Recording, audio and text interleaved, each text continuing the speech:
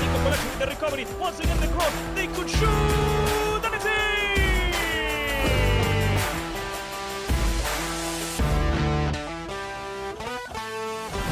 That Montezango Fran who gets inside and gets a shot past the goalkeeper. Wonderful work from Fran.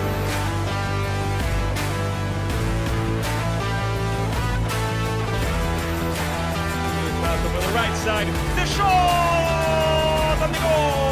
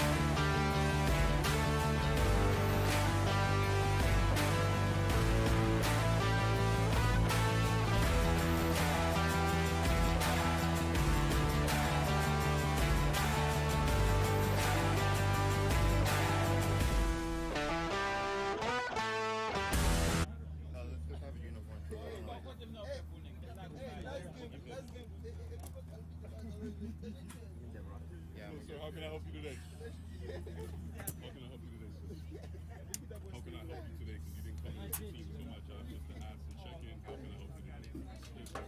You're part of the team? Okay, come with me, please. Okay, just want to make sure everything was good with the kids since you came in a little bit later on. There you go. No, for the little ID. Those are for the kids, okay? Bon? Okay. Bonne chance.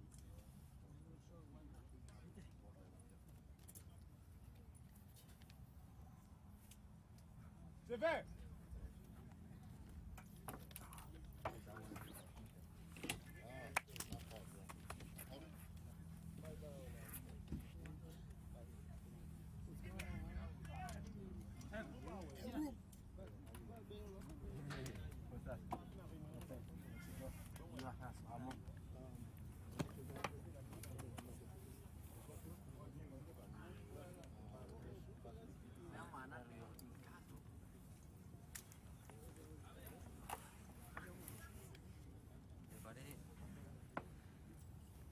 Vino. No.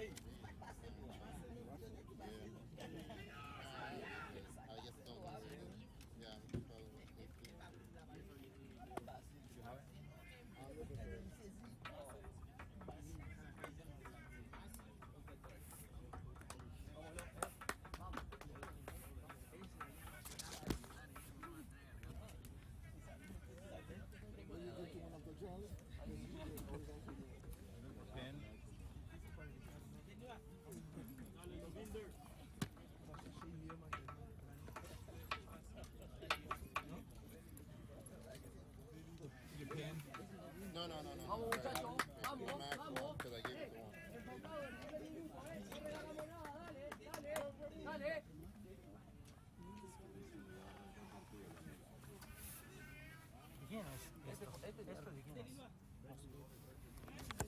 Vamos, concentrados, muchachos. Vamos, Agus. Tres, hablen. Habla. Dale. Vamos, Derek. Vamos.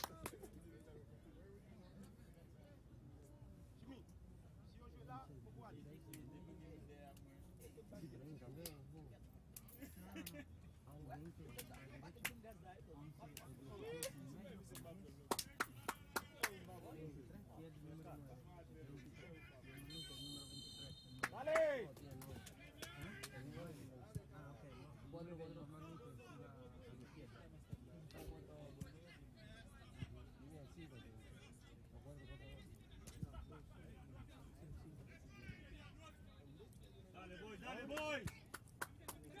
Yes.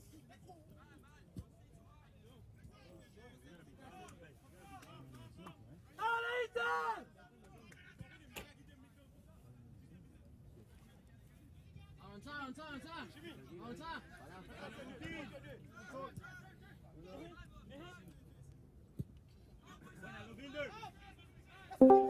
Destin Delanoy on the ball now, actually.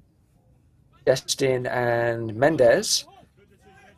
We have two changes this evening. Delanoy on that left-hand side, as I mentioned earlier. But on the right-hand side, number 36, Restrepo. And in the centre-forward position, number 37, Completo. So it'll be interesting to see what Inter Miami offer offensively this evening after smashing 5 goals past Pinecrest in the semi-final.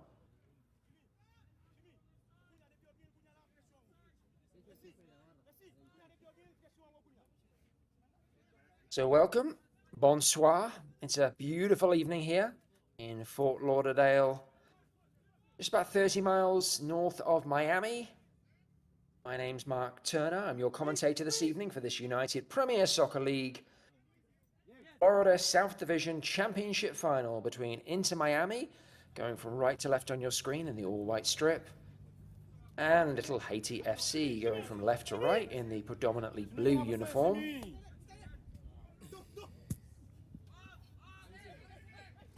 Two teams with highly competitive seasons. Both doing well in the regular league season.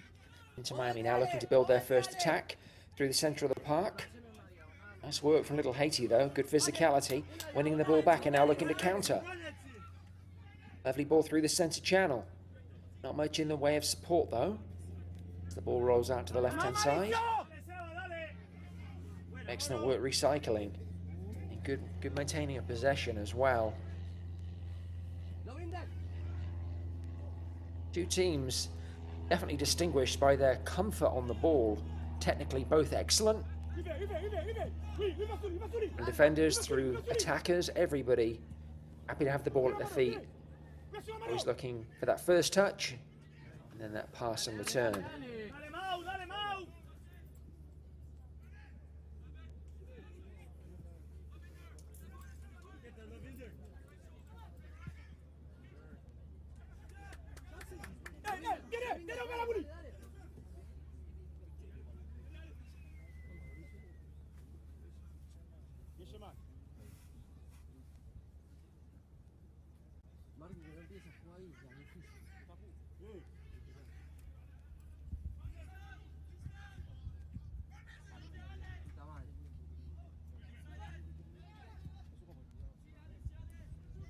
Little Haiti patiently running the ball around their back line before trying to find number 9 up top.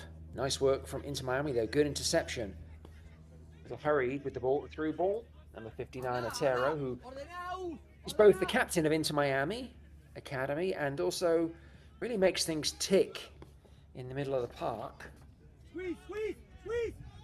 Don't have the little Haiti starting lineup to hand. We'll try and get that for you here momentarily, but I'm going to give you a quick rundown of the starting 11 for Inter Miami, just as soon as the ball goes out of play. Nice switch from little Haiti, moving the ball here to the right-hand side. Under pressure immediately, though. Illinois looking to use his pace. Put the little Haiti defense under pressure.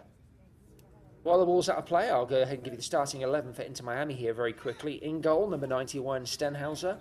At left back, number 82, De Vilma. At right back, number 54, Perez. Your centre-back partnership of number 84, Bizarra, and number 50, Casas. In midfield, I'm in a defensive midfield position, if you like. Two number 6s. Number 6s, number 8s, depending on whether the team are in possession or pressing higher upfield. But we have number 95, Martinez, alongside number 61, Donato. Otero, who I mentioned just a couple of moments ago, number 59, is both the captain and taking that number 8 stroke number 10 spot, a little higher up the field. Again, pulling the strings, particularly offensively for Inter Miami. And then that front line on the left wing, number 65, Delanoy. On the right wing, number 36, Restrepo. And then in that centre forward position, number 37, Amplido. And as I mentioned earlier in the broadcast, the front three that took apart Pinecrest in the semi-final by a score of 5-0, they were really devastating, both pace and also the accuracy of their finishing as well. Two of the three of those guys not involved today, at least not in the starting lineup. Delanoy obviously on the left-hand side, but Completo comes in at centre forward ahead of Destin, who isn't even on the bench, and Restrepo comes in on the right-hand side ahead of Mendez, who is on the bench and of course offers that option later in the game. For right now, it's Otero to deliver a free kick for Inter Miami. Drifts in into the back post. Might come back, ball's ricocheting around. A little dangerous, a little Haiti looking to try and clear. There's Delanoy on the left-hand side, looks to go by his man and try and get something into the box. Good work though from little Haiti. Hunting in packs. Eventually working the ball out of defence. Oh, nice work from Otero though, snaps in and wins possession back for Inter Miami.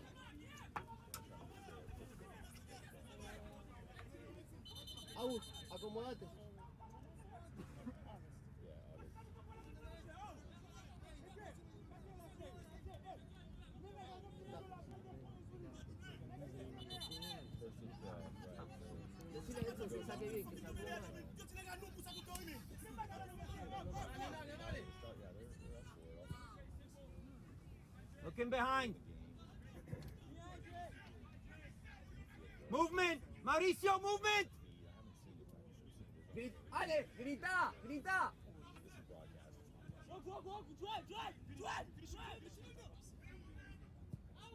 As I mentioned before, two teams here very comfortable in possession from 1 through 11, whether it's a defender or an attacker. Technically very strong, very happy to have the ball at their feet. Good boy. It's okay. Hey, squeeze in now!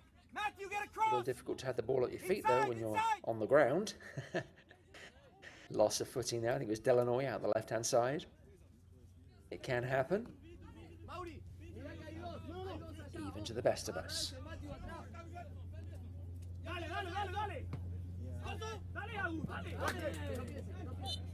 As I mentioned earlier, Little Haiti finishing their league season on a bit of a down, lost their last 2 league games, but then came into the playoffs and found some fantastic form. Going against the seeding odds, they were able to beat, well actually they were a little higher than Island United. Were able to beat them 4-2. Well done, Dirk! In the semi-final faced Miami United, who were top of the league, had an incredible season. Surefire favourites for making this final, but Little Haiti had other ideas.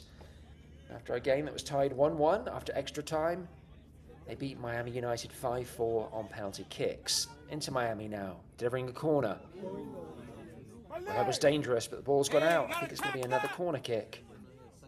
Couldn't quite make out if it came off an Inter Miami player or a Little Haiti defender, but I think it was a Little Haiti defender who got his foot in the way, steering the ball to safety, but it's going to result in another corner kick for Inter Miami. This time short. Chipped into the back post. Easy for the Little Haiti goalkeeper. Hey, you know that's coming. And the linesman They're going. losing his footing. I wonder if that surface is a little slick out there. Like I said earlier, it's very humid out here. It feels like it's about 97, 98 degrees with the humidity. Sometimes you can get that little bit of condensation on the ground, which can cause problems, but there's certainly no sitting water. Oh, some strong and aggressive play from Little Haiti. The referee decides just a little too much.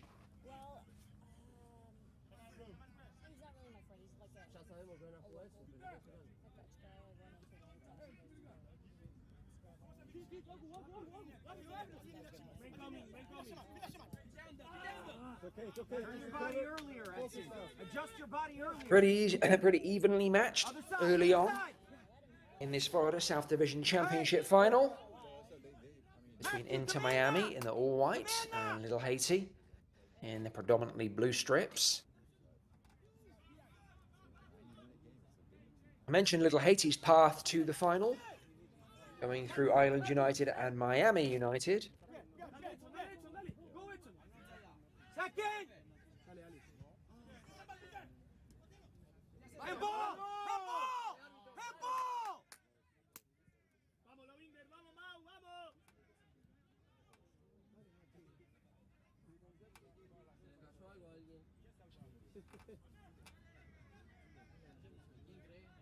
Into Miami, went through City Soccer, beating those guys 4-1 in the quarter. And then, of course, took down Pinecrest by an impressive score of 5-0. Could have a penalty kick. No, referee deciding it's just a goal kick. Otero went down rather dramatically there. Referee actually, if he felt like it was simulation, could have pulled out a card against Otero. Instead, he's letting the game flow. And now Little Haiti attacking at the other end. It's from one box to the next. Going to get the ball into a dangerous position. Good work from Inter Miami. Little Haiti, though, putting a shot on goal. Again, the ball isn't cleared.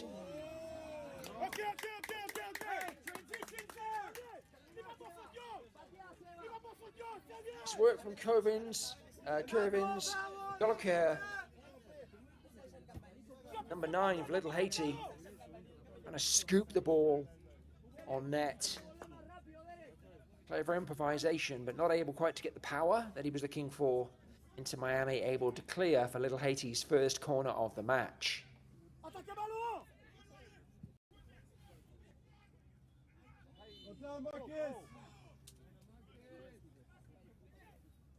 Allez, prêt, prêt, prêt, prêt. Merci, merci, pied fondant.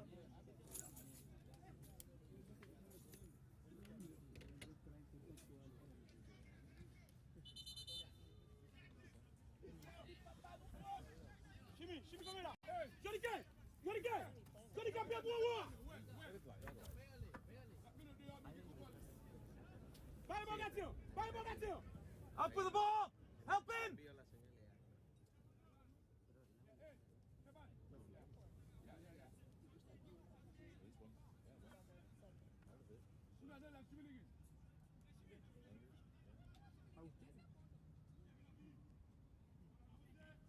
The playoffs going very much with seeding until that surprising turn up in the semi-finals. Again, Miami United, strong favourites to make the final, but Little Haiti had other ideas. Little Haiti actually able to beat Miami United earlier in the season as well, one of the few teams to do so this year. Beat them 4-2 in the league. Slightly more tightly contested match in the semi-final playoffs. Like I said, ending 1-1, going all the way to penalty kicks. Little Haiti doing what England did today in the Euros, dispatching all 5 of their kicks without fail. Miami United only missing the one, but that was enough to separate the teams and secure Little Haiti's place in the final here today. Inter Miami's semi-final match was a little more straightforward, as I've mentioned already. They beat Pinecrest by a score of 5-0, which is incredibly impressive on any day of the week, but to do it in a semi-final and to do it at the home of Pinecrest, who prior to that match had not lost a match at Pinecrest all season. That really was remarkable. Arguably Inter Miami's performance of the season. In fact, I'm not even sure it's arguable. I think it was their performance of the season. Dominating, particularly in attack. And that's despite the Pinecrest goalkeeper having an outstanding game. I actually commentated on that match, and Pine Creek goalkeeper, Crest goalkeeper, believe it or not, had a really good game. Still, conceded 5 goals. And that's how Inter Miami find themselves in the final here today. So 15 minutes in, no score yet. Inter Miami having perhaps the better of the possession. Little Haiti, though, certainly looking threatening on the counter-attack. Good luck.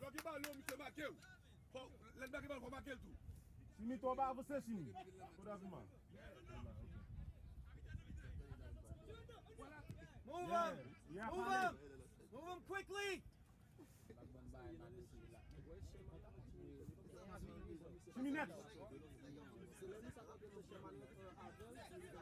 Peter! Yeah! Heads up! Look at Matthew on the opposite side.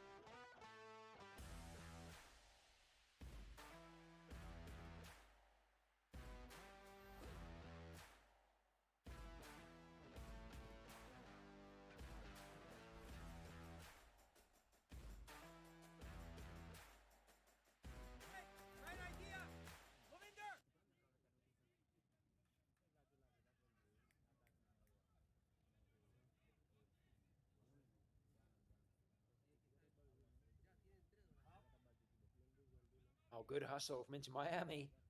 Getting very scrappy there, but they're able to come out with the ball. Little Haiti, though, cleaning up nicely, giving their goalkeeper an opportunity to deliver the ball upfield.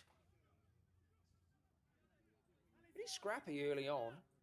Yeah, for moments of calm with both teams controlling the ball pretty effortlessly. Oh, and a mistake there. This could let... Oh, good recovery.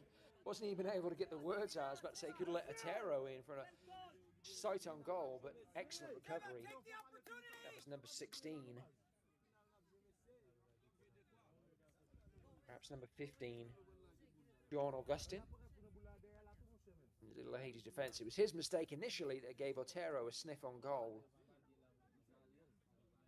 Then very quickly, the little Haiti defender back on his feet, snuffing out the opportunity as quick as it presented itself. Nice half turn. Bringing the ball now out of midfield. Oh, but that's lazy play. Gives Inter Miami an opportunity to recover the ball.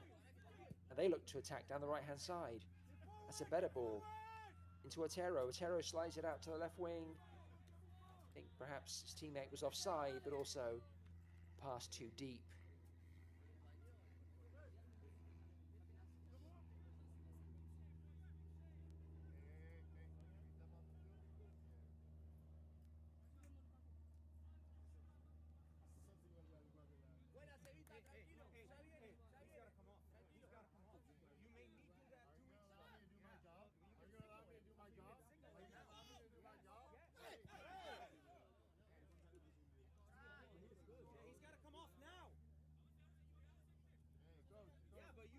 Both these teams having a pretty interesting regular league season. Inter Miami finishing the season 4th. Little Haiti just one place below in 5th.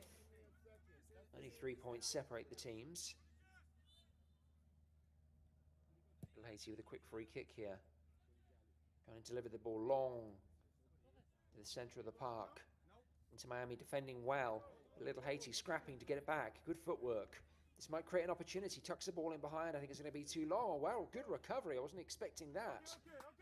Inter Miami now clearing for the throw. Well, it looks like Little Haiti have some pace on their front line as well. It's not just Inter Miami who have forwards that are fleet of foot. Little Haiti have some speed on their front line also.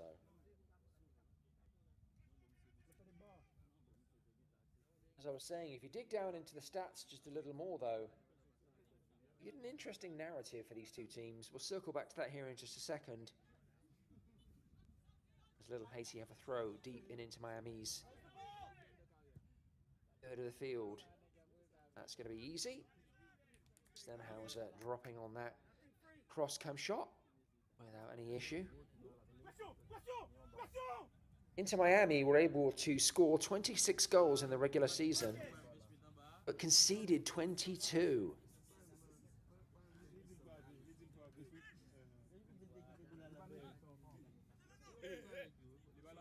Kind of interestingly mirrors their parent club, Inter Miami in MLS, who so far conceded 29 goals in 20 games, which is the second most in the playoff spots in the Eastern Conference. Long ball out to Delanoy. Turns on the afterburners and is able to get to it. Now what can he create? Slides the ball back for Otero. The ever-present Otero looking to pull the strings and into Miami's attack.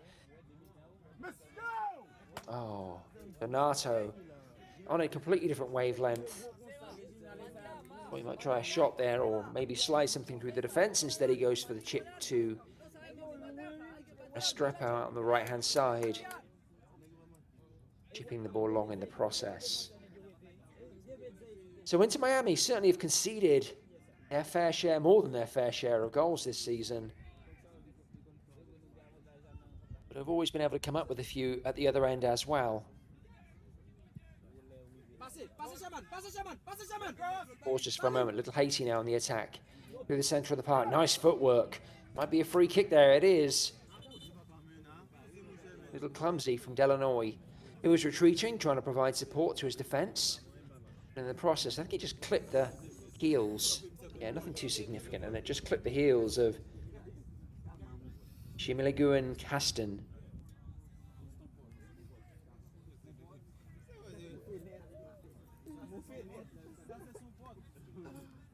Caston, a dangerous player. 3 goals already this season. Earning his team a free kick in a dangerous position.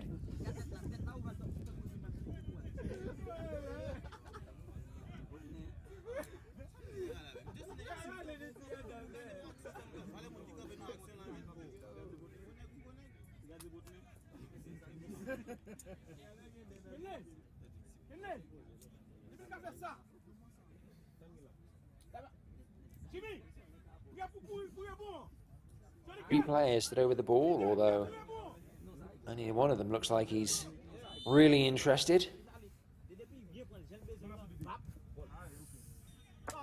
Well over the top. See what he was trying to do. Not a terrible attempt, just a little too much heat on the ball, rising all the way.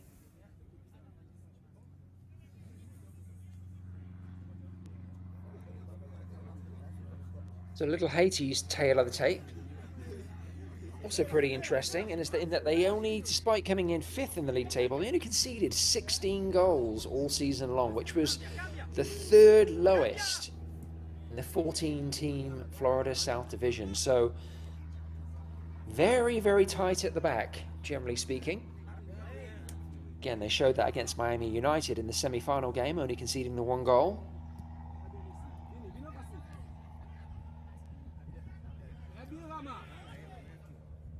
Quicker, Matthew. Oh, nice work from the goalkeeper. Palming out a shot that didn't look like a whole lot, but it popped up in front of him. Needed to be palmed away to safety.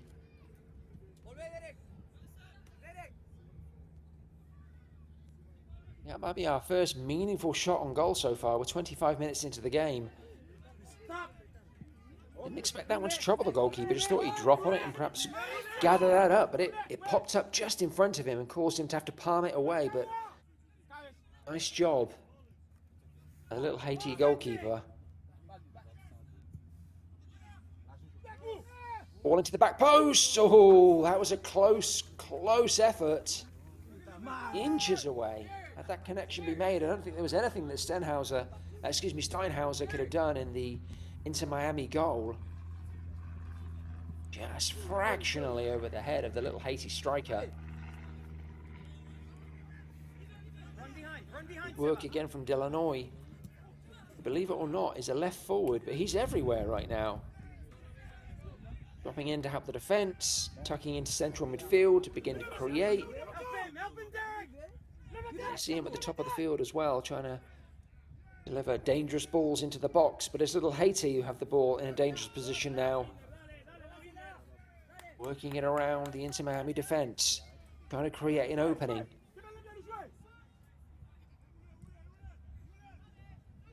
Nice to see a good-sized crowd here for this championship final. Always nice to have bragging rights in your division. You know that both of these teams are desperate to secure those.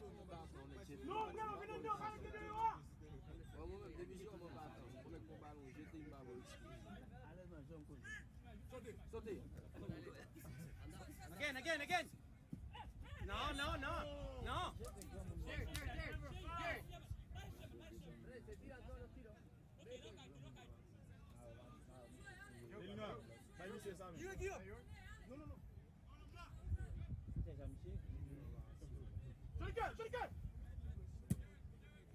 You like little Haiti's uniform. It has an old school vibe to it. Reminds me a little bit of an old England uniform. 1982, I think it was. Oh, snapshot. Chested away by Steinhauser. Not really in any danger. But he came in with a little bit of heat, so I think he cushioned it off his chest. Knew he was going to be able to pick up the second ball. So both goalkeepers now being tested just a little bit. Surface seems like it's a little bit greasy. The ball's popping up off of it. Giving both goalkeepers a little bit to think about. Neither of them, though, being pressed too significantly.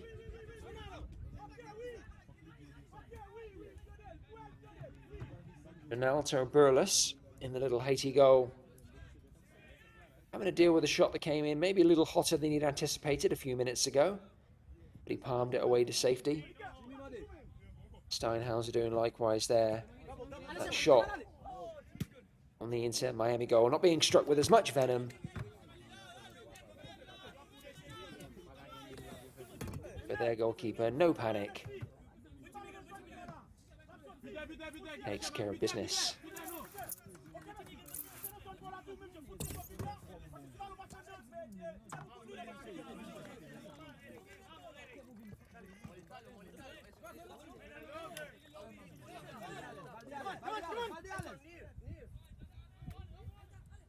As we edge up on half an hour played in this first half. Pretty evenly matched contest, I'd say, into Miami. Just edging a little bit, had a bit more of the possession. Looking a little bit more threatening, a little more consistently. But little Haiti have had their moments.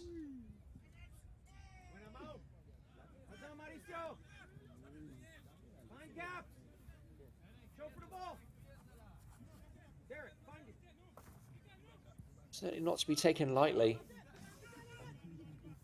You can see they have pace on their front line and trickery. It only takes a minute. Only takes a minute for someone to pull something skillful out of the bag or for a defensive error to open something out. This is probably going to be a pretty cagey game. I wouldn't imagine there's going to be a ton of goals. You never know. I didn't anticipate 5 of them in the last game between Inter Miami and Pinecrest, but I would not be surprised if this contest isn't settled by 1 goal. I'm not saying it's going to be a 1-goal game. I'm just saying I don't think the difference between the two teams is going to be any more significant than that. They are so closely matched. Now it's Inter Miami looking to try and break away. Nice work, though, from little Haiti. Popping up in the defense. Again, a nod to the crowd. If you look around the outside of the field here, you can see good numbers on all sides of the field. I'm sure the players are really appreciating that as well. I was hoping we might have a certain Mr. Messi in the crowd cheering on Inter Miami Academy.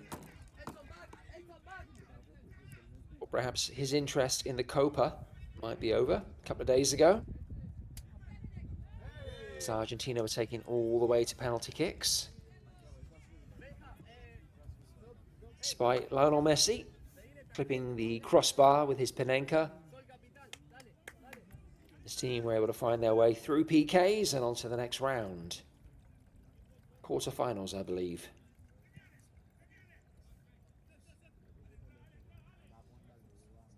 So sadly, no Argentinian royalty here this evening to cheer these young men on. Tero driving through the middle again, just gets held up a little bit there.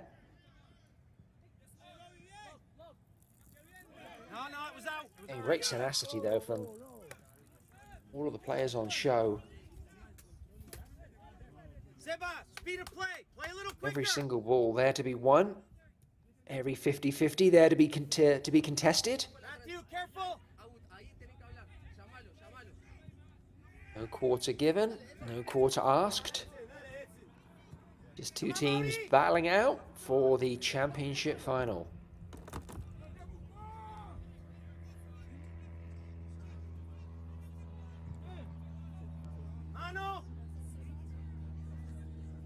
Nice work from Inter Miami. Breaking up the play in the middle of the park and now looking to try and spring an attack of their own. Illinois looking to use that electric pace down the left-hand side and does win the ball. Finds his feet now, waiting for reinforcements to arrive. At his best cross. Ball flicked back out toward him, but he's not able to retrieve it. So from the records I was able to dig up, I think these two teams have played each other now a total of 5 times. With a little Haiti coming out on top 3 times. into Miami just the once. No, excuse me, and then the one draw. So 3-1-1 record, I think.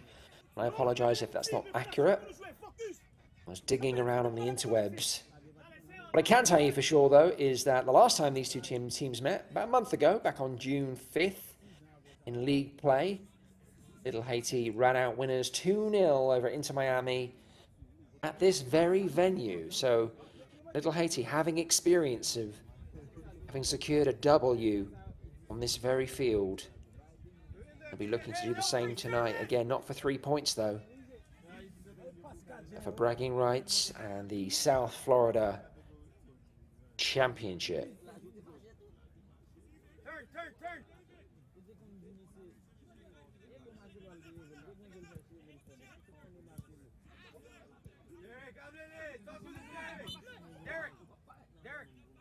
Derek, demand that from him. When he comes inside, you gotta ask for that. He's gotta give that to you. Any repay? Or what was a late tackle there? It's a very easy one for the goalkeeper, excuse me, for the referee to call.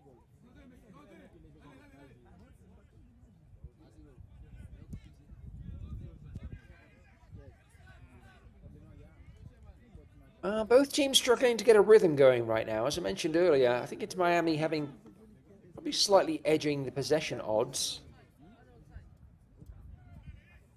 They have a couple more moments of danger over Little Haiti.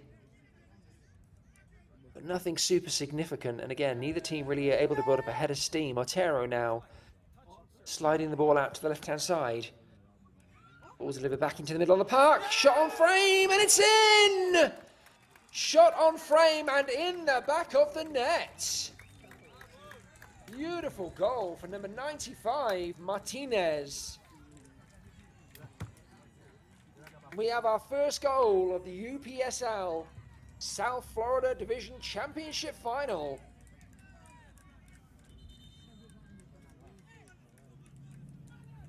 Wasn't the greatest ball back into the box, as you can see here, but Little Haiti not able to clear it. And on the blind side, Martinez sneaking in from deep, stroking the ball into that bottom corner. Excellent example of picking your spot and passing the ball into the back of the net.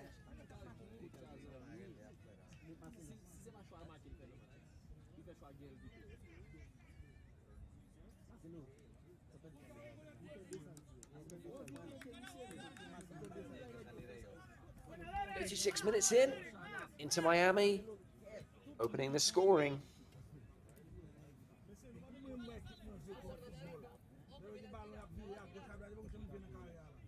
Well, I just got done saying that Little Haiti beat Inter Miami on this very ground earlier this season. So they have that experience, they have that track record. They are now going to need to mine it.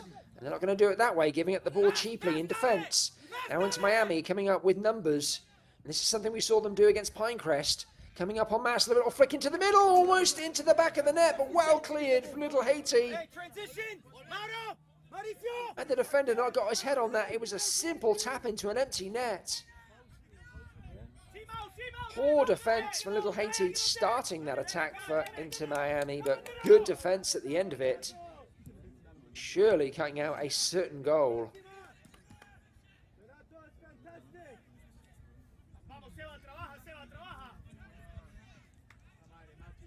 Little Haiti going to need to settle things down here a little bit. Sure, they'd love to get back on level terms before the half-time whistle. They might have an opportunity here there for free kick in a pretty dangerous spot. Joel Kerr getting knocked to the ground again as he was earlier in the game. On that occasion, when he earned a free kick, that was a little more central. Here around the left-hand side. This may lend itself to a deep and dangerous cross into the box.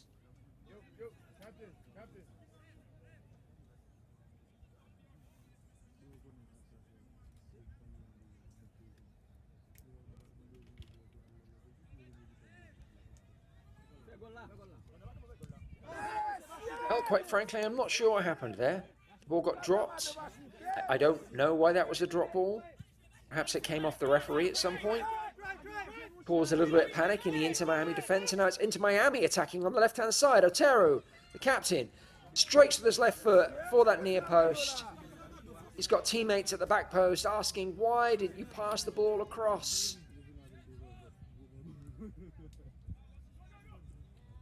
Not a bad question. Otero, though, very, very skillful player. Betting on himself to find what little space there was in that near post. But in the end, just found the outside of the side netting.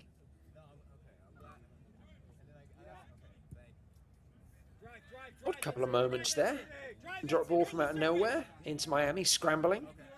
All of a sudden breaking at the other end. Oh, nice tackle. It might lead to another shot on frame. Catches a deflection on the way through. A nice hit from Perez. I think it clipped one of his teammates on the way through.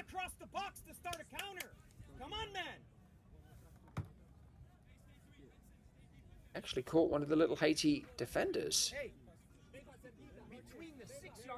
Time for me to update my my prescription, I guess. I've sworn that hit a white jersey, but evidently it hit a blue one. The referee's certainly a lot closer to play than I am, so we'll trust the officials. Either way, it's Inter Miami with a corner. Great ball deep into the box. Nice header out from Little Haiti. Some great skill, initially at least, from Martinez. It's a Paul Gascoigne-esque footwork there for some of our older viewers. Flicking it over the head of his marker. Looking to catch it on the volley with his other foot. But ended up skying the effort. My word, can you imagine if he got on hold of that? Would have been a contender for goal of the season. And if you're going to score goal of the season, do it in the championship final. Didn't quite come off Martinez on this occasion, though. The game remains just 1-0 in favour of Inter Miami. That's an interesting scenario. The referee might dish out a yellow card here, and you could hardly blame him.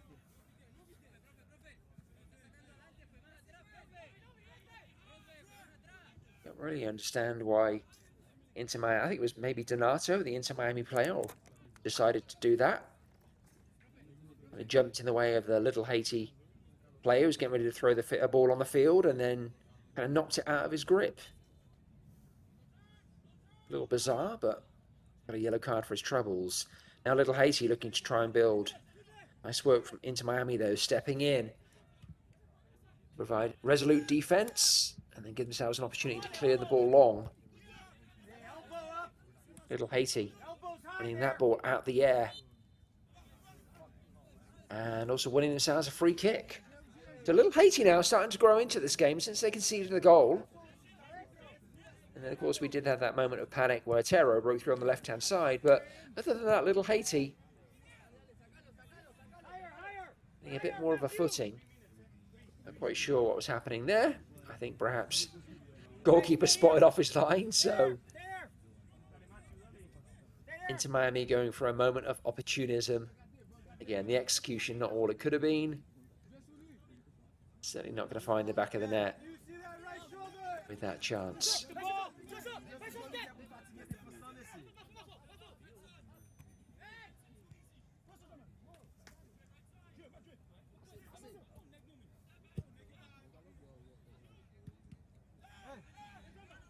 Ball ricocheting around, Little Haiti trying to win it back. And they do. One thing I am noticing, despite playing with the front three, Little Haiti are struggling to get numbers up in the box.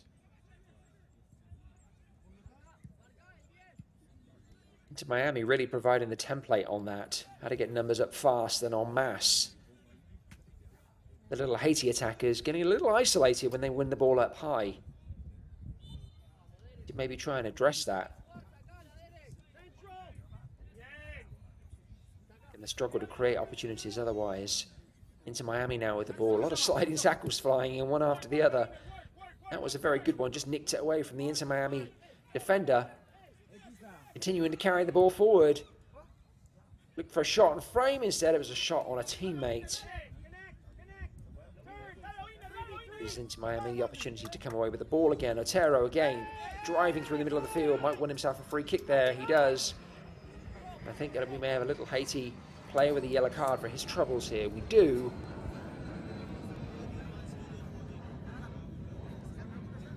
I give the referee props so far. Really solid first half. He's got about every call just about right. No real attempt to win the ball there. If Otero could have shown his marker a clean pair of heels, that really could have been a dangerous situation for little Haiti. So can't blame the player for clipping Otero's heels and stopping the danger in its tracks. But also, the referee's always going to pull a yellow card there.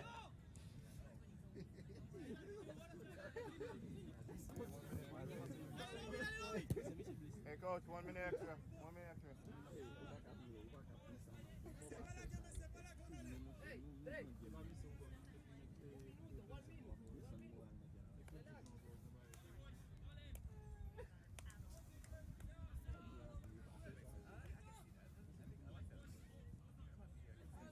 Again, despite not being able to see much in the way of shadows out here, that's predominantly because of cloud cover.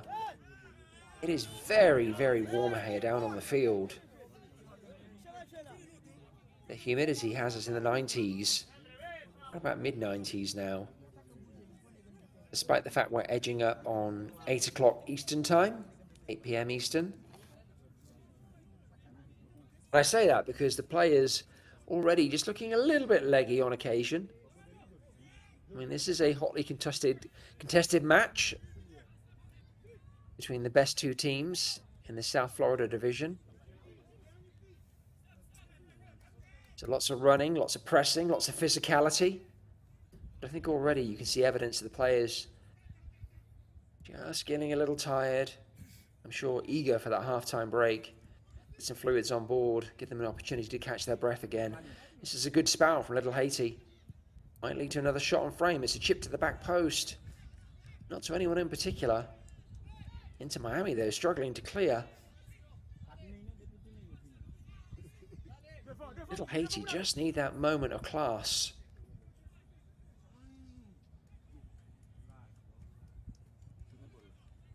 Got players who can deliver it. Let's see if this is the moment. Oh, what a lovely little flick there.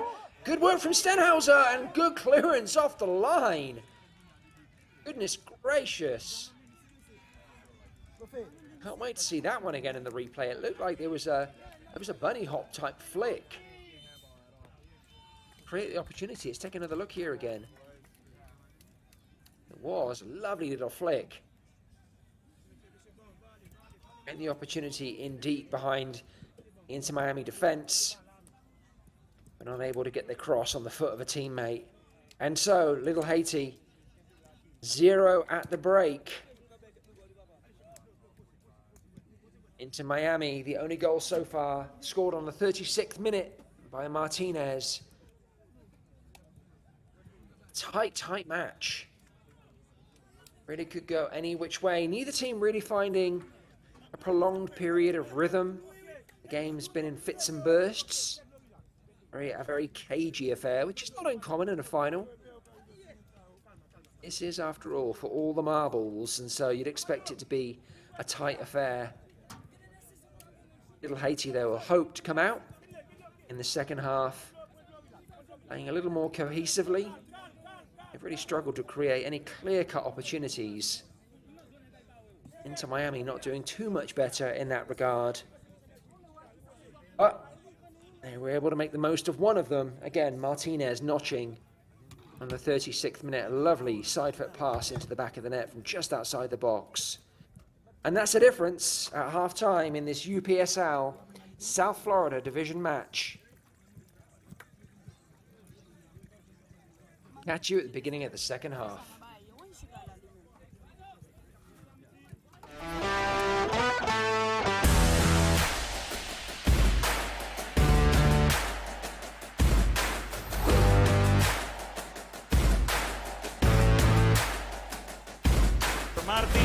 Nicola with the recovery. Once again the cross. They could shoot and it's in!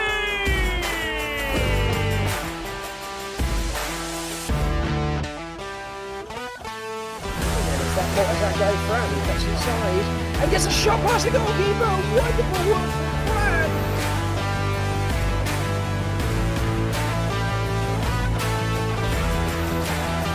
Out over the right side. The shot and the goal!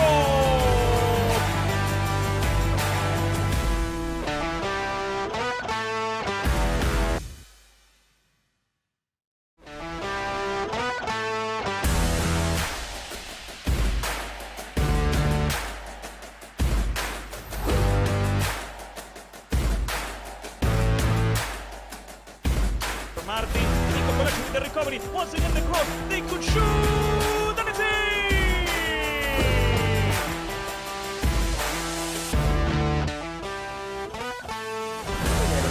That guy Fran, he cuts inside and gets a shot past the goalkeeper. Wonderful work from Fran.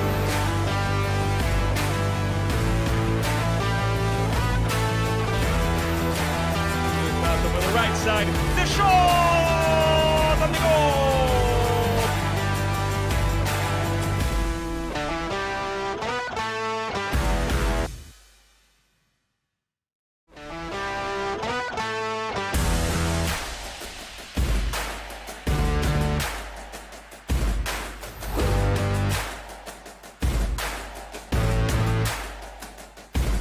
Martin, Nico with the recovery. Once again the cross. They could shoot and it's in!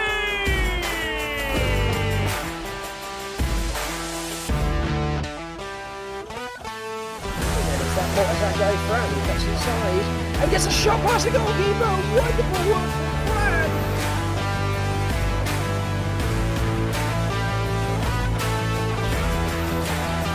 Out over the right side. The shot and the goal!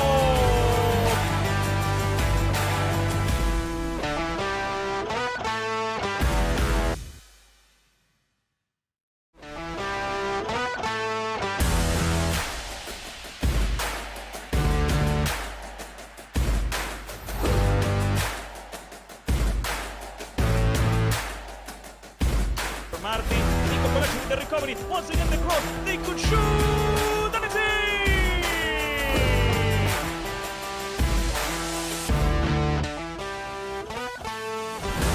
That guy Fran, he cuts inside and gets a shot past the goalkeeper. Wonderful work from Fran.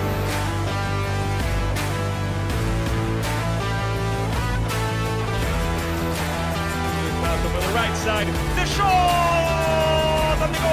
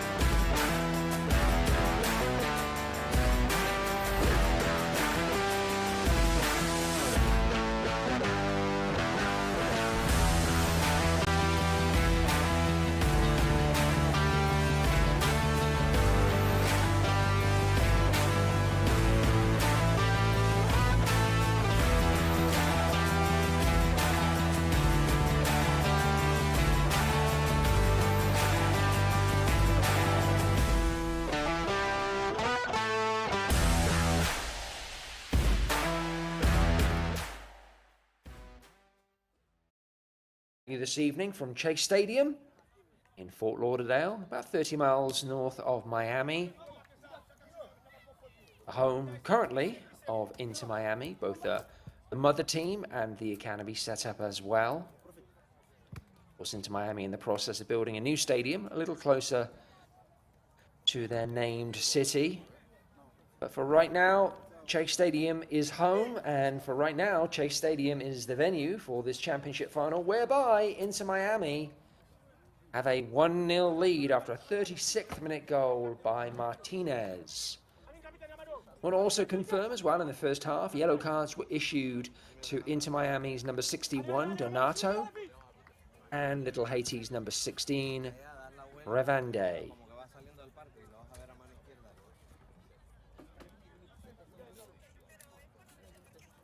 So with only one goal separating the two teams, a very cagey first half. Not too many opportunities to speak of. Hoping for a little bit more of an open game in the second half. Don't expect it necessarily, but would like to see it. Love to see a few more chances and a few more goals, although I did speculate earlier in this match, as closely matched as these two teams are, it might just be one goal that separates them at the final whistle.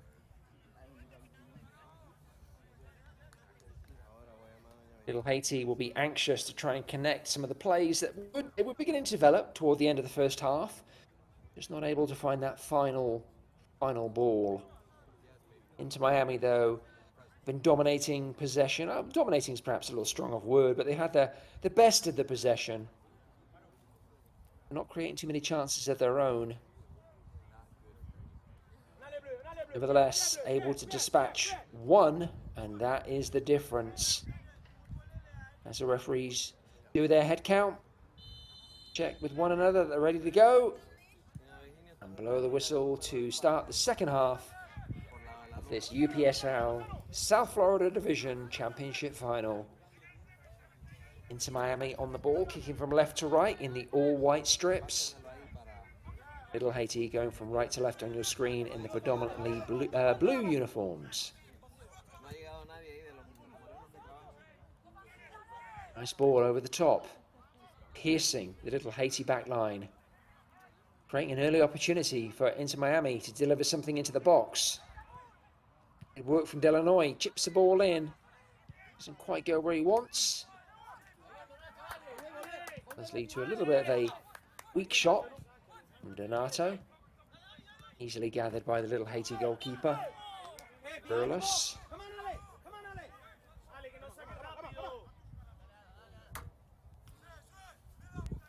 Not much in that, but perhaps slightly clipping the Little Haiti player. The referee saw enough to give a free kick at least. So Little Haiti in possession. Burles gets it out of his feet. Looks to switch the play to the right-hand side. Hesitating on the ball, Into Miami stepping in. Little Haiti defender not happy with that nudge from behind, and nor was a referee, gave a free kick in the process, but Inter Miami just making Little Haiti defenders aware, you can't dally on the ball. We are going to nip at your heels, we are going to make life difficult for you.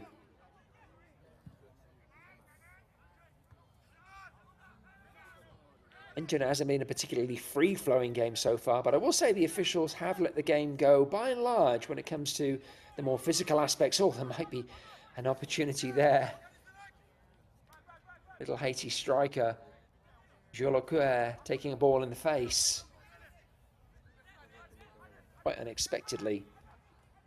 It almost dropped in front of him. Put him through on goal. He got to gather his wits there quickly. It might have created a pretty good opportunity. As it was, Inter Miami able to get rid of the ball. Little Haiti, though, looking to recycle. Again, pretty physical start. Both teams putting their bodies on the line. Do whatever it takes to maintain possession and try to create opportunities.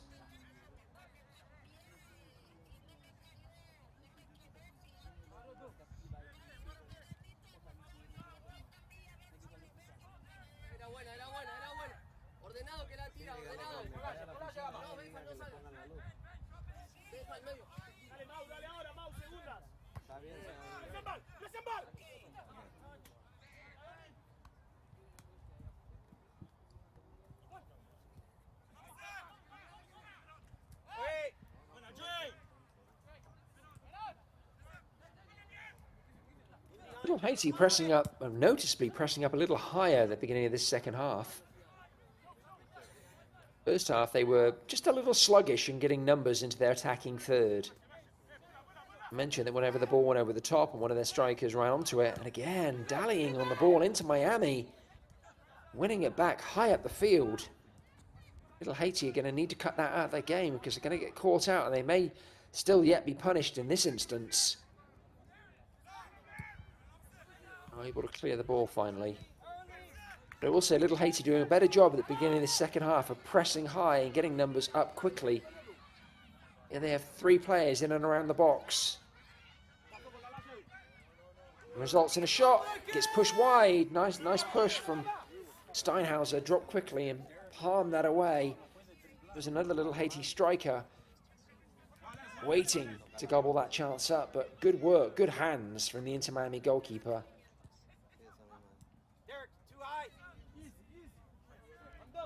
This is better from Little Haiti. Pressing higher, getting numbers in that attacking third more quickly. This is more threatening.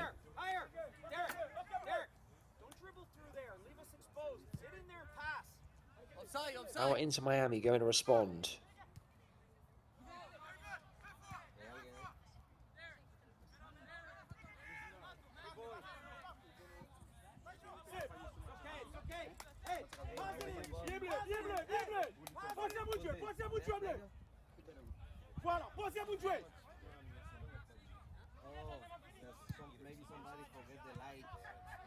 Well, that time, Little Haiti defender wasn't caught on the ball as he drilled it out of his own box, put it straight to an Inter Miami player.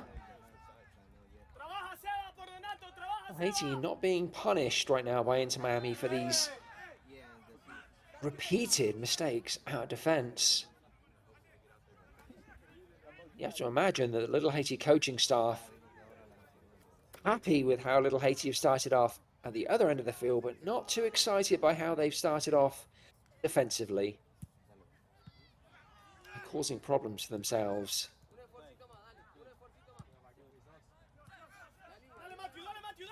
Now into Miami, driving through the center of the park. Guess who? Otero. Oh, slips a beautiful ball. Drew looking for Completo. Nice job from Burles, though, in the Little Haitian goal. He was wise to that beautiful ball from Otero. And so we have another yellow card. This time I think it goes to number 9.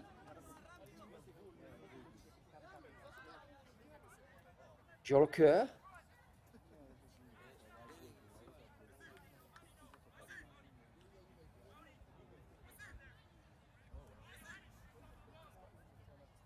He's just trying to make sure that, well, no, it looks like the yellow card may have gone to an Inter. Well, I'm utterly confused by that one. It looked like the referee showed the yellow card to a Little Haitian player, but the free kick is in their favour. So we'll get confirmation of who that yellow card went to. Apologies for the confusion there. All I can tell you is I'm as confused as you are.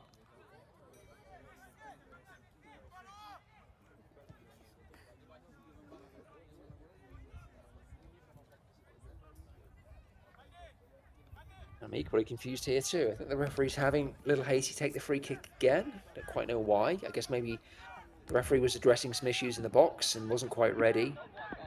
Either way, Little Haiti get a second bite of the cherry.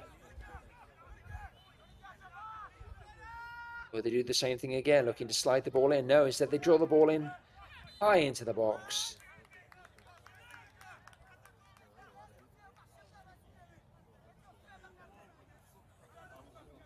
Out for a goal kick.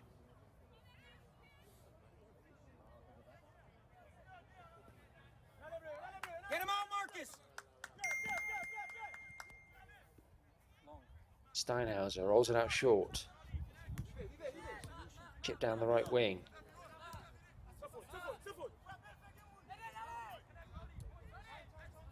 Nice work from Perez. And it gets tucked inside. Donato looks to switch it to the far side. Trying to get Delanoy away. Delanoy just about keeps the ball in. Beats his man. Slides the ball across the mouth of goal. They've just required the slightest touch to extend the lead.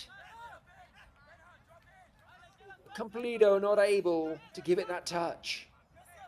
So close. Great work from Delanoy, keeping the ball in the first hand, then beating his man, and then picked out a beautiful ball. I think maybe Completo just stumbled a little bit as he was trying to get his feet right, looking to extend the leg and steer that ball over the line.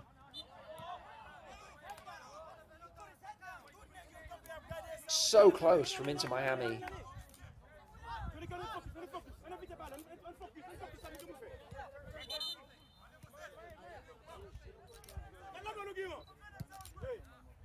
I said at the top of the broadcast, Delanoy impressed me so much in the last game against Pinecrest.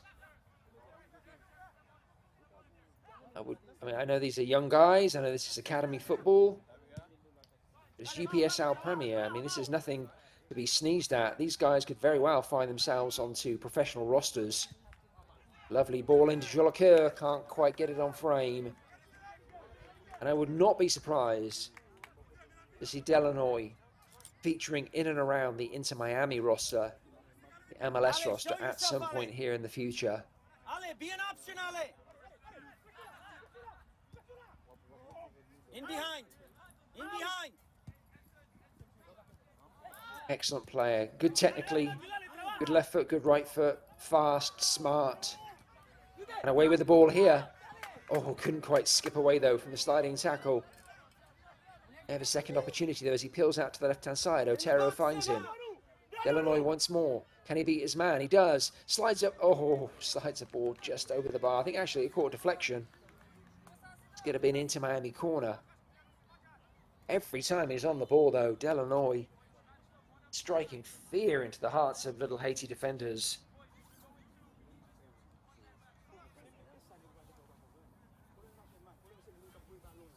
Lovens Delanoy. There's a name to remember.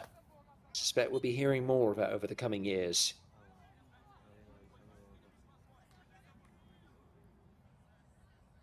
Into Miami. High and lofted corner, too far. Asking way too much.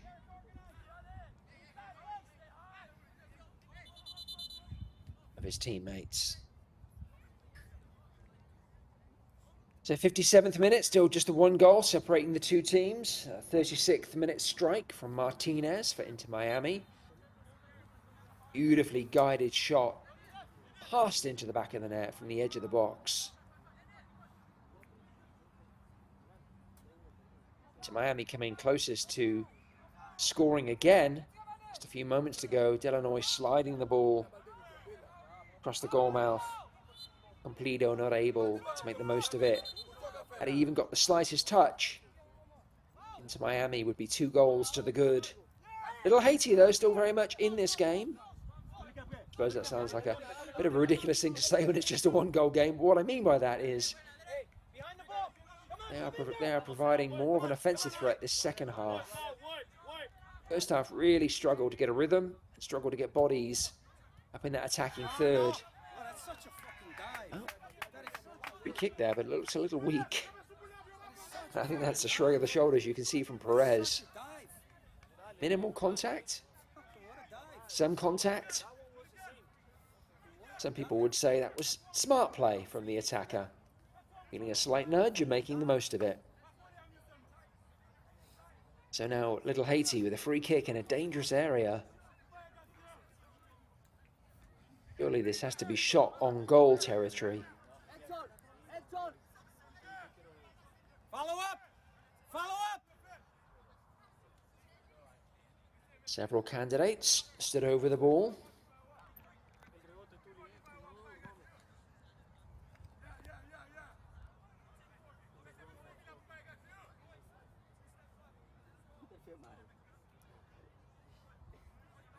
Edie looks like he might fancy this. Cup goal scorer for little Haiti. Currently 5, the midfielder has 5 goals to his name this season. Is he going to register number 6? Not on this occasion. Actually went for the less favoured side of the goal. Not quite sure why he did that. It looked like he was initially going to try and drill it over the wall to that near side. Instead went to the far side that the goalkeeper's covering. That's hard to pull off. That's extremely hard to pull off. In any event, Didi not able to pull it off. Little Haiti still looking for their first goal of the game.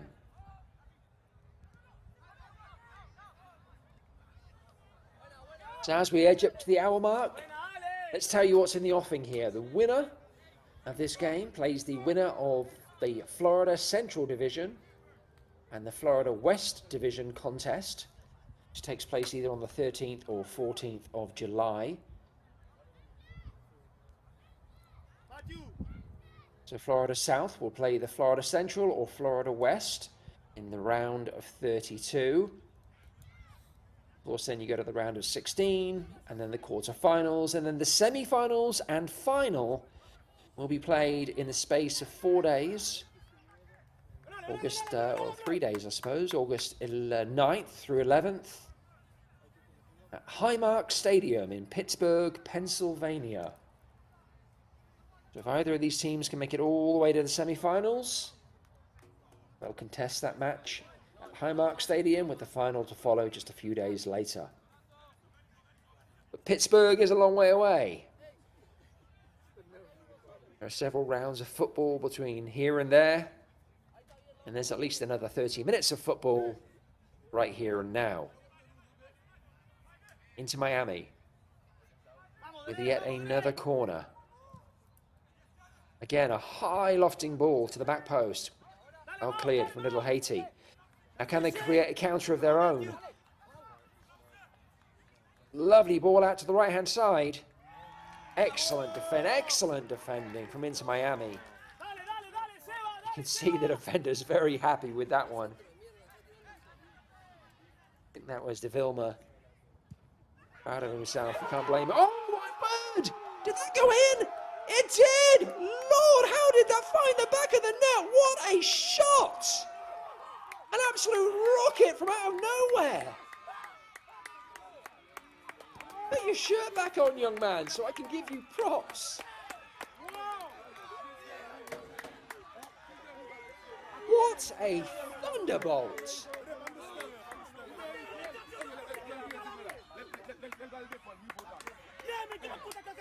Absolute left foot rocket.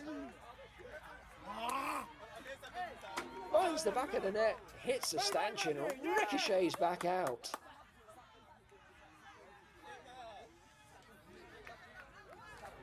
I think that was Durand, Stanley Durand. I can't imagine he has scored a better goal ever. And I don't know whether or not Little Haiti have registered a more emphatic strike than that.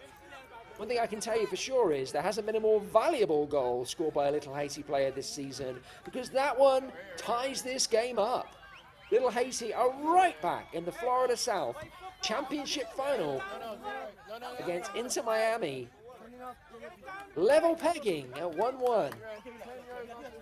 An absolute worldie from Stanley Durand.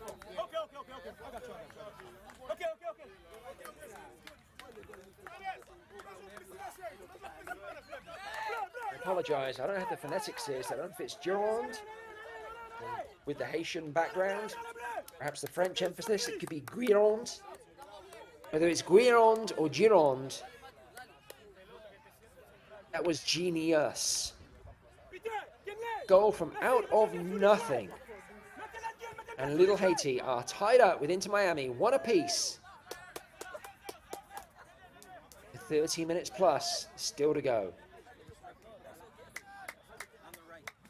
I've said on numerous occasions, this has been a cagey affair. Very little between the two teams. Not particularly high quality. Both teams kind of cancelling each other out. You wait an hour for a goal like that to come along, and it's absolutely worth the wait. Big shout out to our production team. If we get a down moment here, the ball's out of play for any period of time, I would love a replay of that goal again. That's a goal you can't see too many times.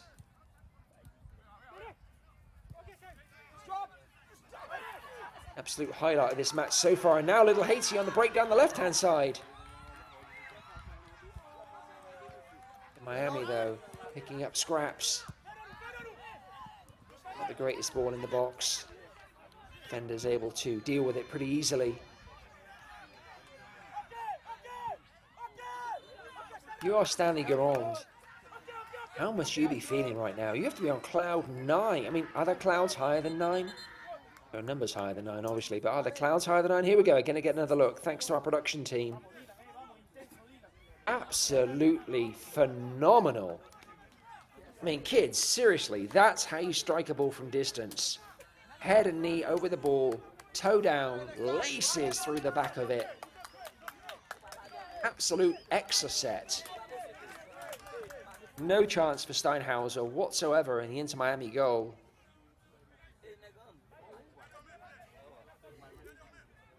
Been commentating on this division most of the season, and I don't think we've seen a better goal than that.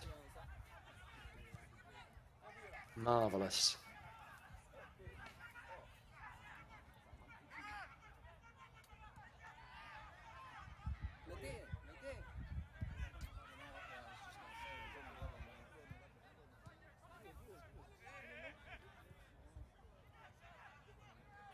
See how little Haiti now, pumped. They have been driven on by that equaliser. Now they're looking for the go-ahead goal.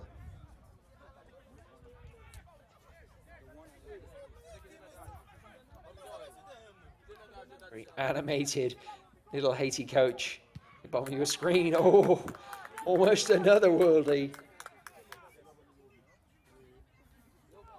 Jolicoeur. Nice half spin flick and then a half spin trying to catch the ball on the volley.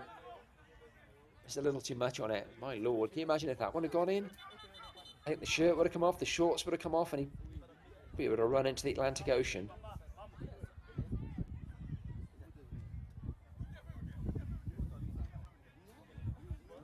Maybe I'm just projecting here. That's what I would have done.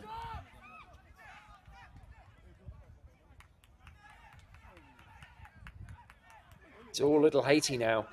Get another shot from distance.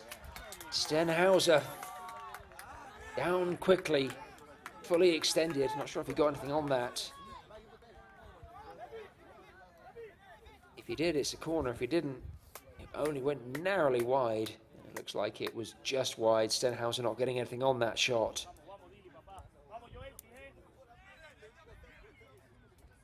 But the Inter Miami goalkeeper for long stretch of this match, not being asked to do a great deal.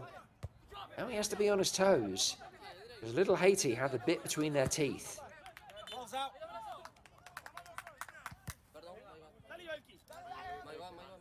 What a sea change. This is a little Haiti team now who believe.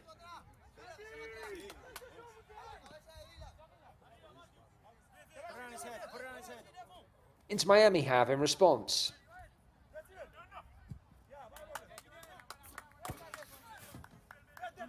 Could have already been 2 goals up before little Haiti scored a tying goal. Didn't make the most of their opportunities. One in particular that fouled to Cumplido. Now it's level pegging.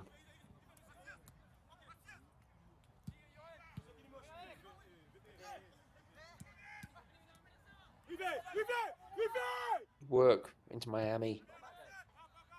Bringing the ball around with one-touch football, but ultimately little Haiti able to break them down.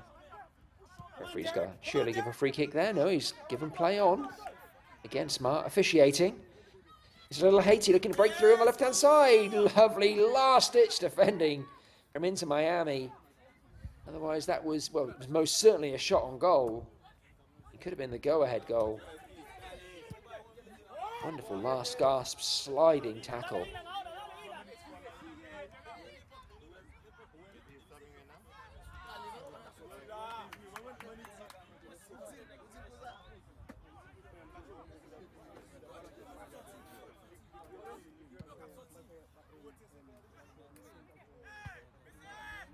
Vamos, Yorkie! Dale, dale, dale, dale! Nice feet. Little Haiti again breaking away down the left-hand side.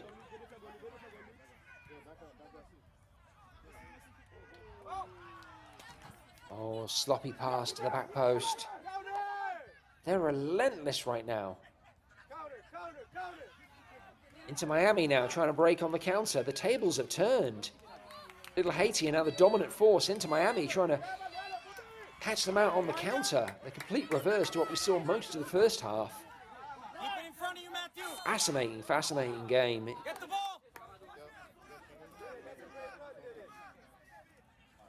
We did see this from Little Haiti in the semi-final against Miami United. They went a goal down early on and then conjured up some magic late in that second half.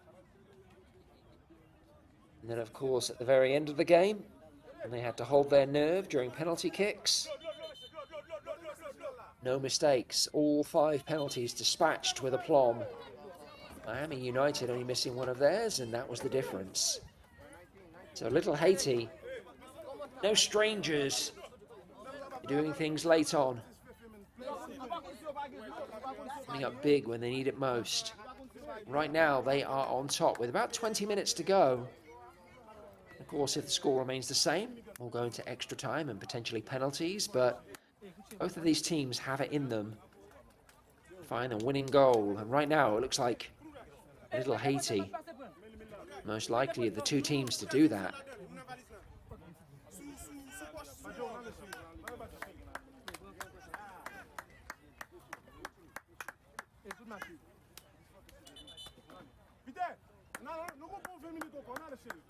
Several other games going on this evening.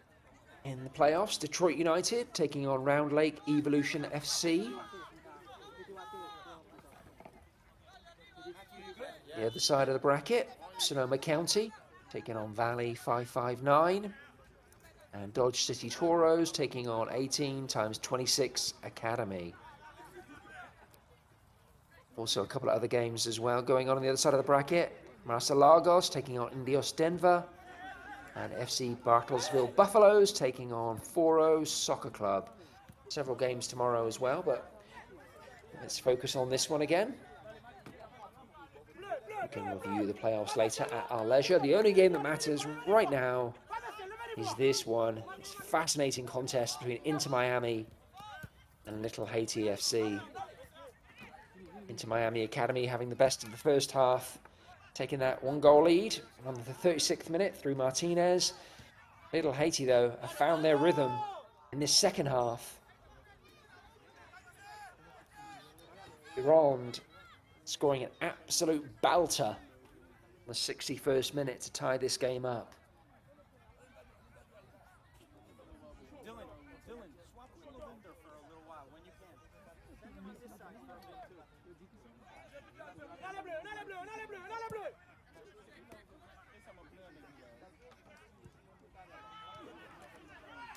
Oh, ball given away cheaply. Little Haiti breaking down the right-hand side, slides the ball into the middle. Wasted effort.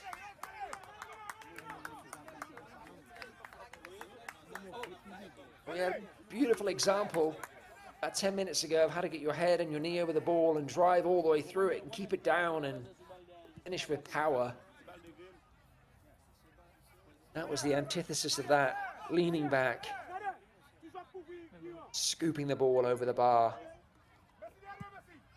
Up with the ball. Get him up. Should have at least tested the Inter Miami goalkeeper from that position.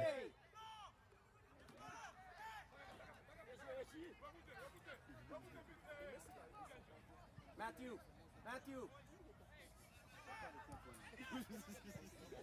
Dre, organize in front of you. Dre, organize in front of you. Matthew goes. We lose it. We're caught here. Derek.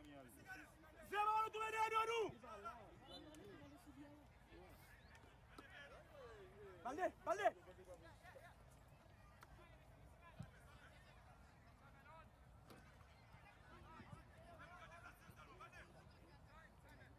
Into Miami, just knocking it around, being patient. And draw little Haiti out, create spaces in behind that they can exploit. Little Haiti, though, being pretty disciplined. Staying goal side. Oh, lovely turn there, though, and it may create an opportunity. Have nothing here. Into Miami and behind the defense. Oh, takes a deflection. And ends up in the grateful hands of Burles in the little Haiti goal. Now little Haiti looking to counter once more. Into Miami, though, fighting to win the ball back. Oh, but giving it away cheaply. You can see the little Haiti coach gesticulating, telling his team to push up. Press as a unit. That let spaces develop between the lines. And this is exactly the reason he's saying that, so that they can create opportunities for shots on goal. Although that's not one for the scrapbook.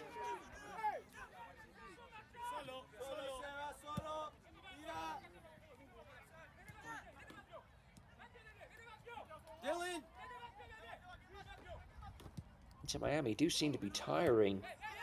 Just a little bit. We saw it toward the end of the first half, actually. I mentioned that it was possible that the humidity was starting to take its toll. It seems to be having a bit more of an impact on Inter Miami. Although, as I say that, they're on the attack. Shot going harmlessly wide. They are definitely looking the more leggy of the two teams.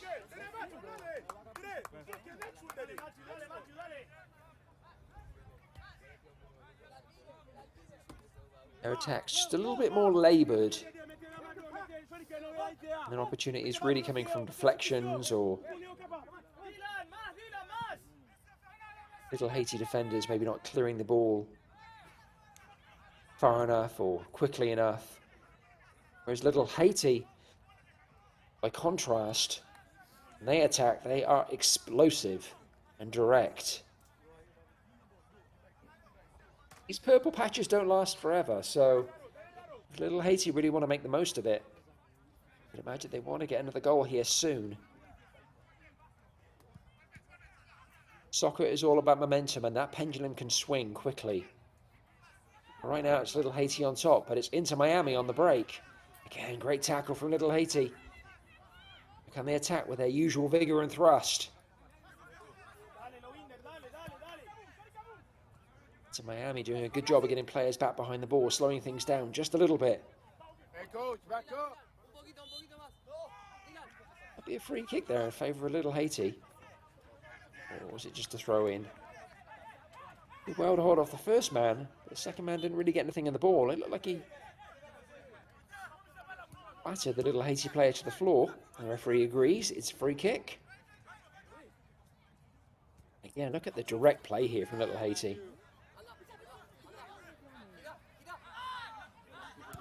I do apologise, having to refer to the team every time number 23 is on the ball, but I don't have number 23 marked out here on the roster. I have to be able to give him his props. Unfortunately, I'm not sure who that is, so I do apologise. Possibly Savio Charles.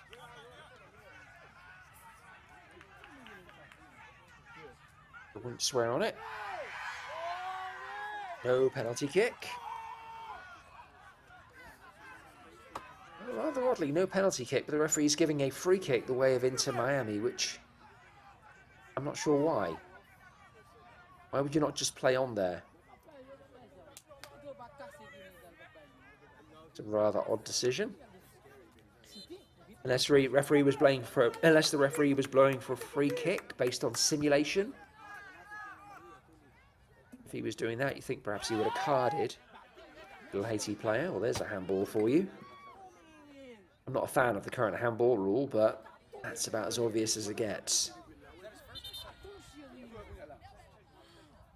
And the referee's waving yellow cards all over the place here now. That's the second yellow. Certainly our goal scorer, Durand, is going to get a yellow card. It was he that did the handball. Also, 95 Martinez, I think, is getting a yellow card as well, or just received a yellow card. And it's a red card. That's a second yellow for Gironde. And I mentioned we had a card earlier in the half and we weren't sure who it had been given to. It must have been given to Gironde. Unless the referee is calling that a straight red, in which case, why did he pull out the yellow card to begin with?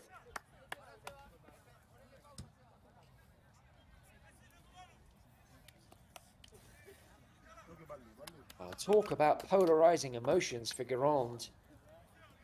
Scored an absolute belter, a goal of the season contender on the 61st minute, and on the 78th, he's making his way forlornly, head down, to the bench after receiving a red card for a deliberate handball.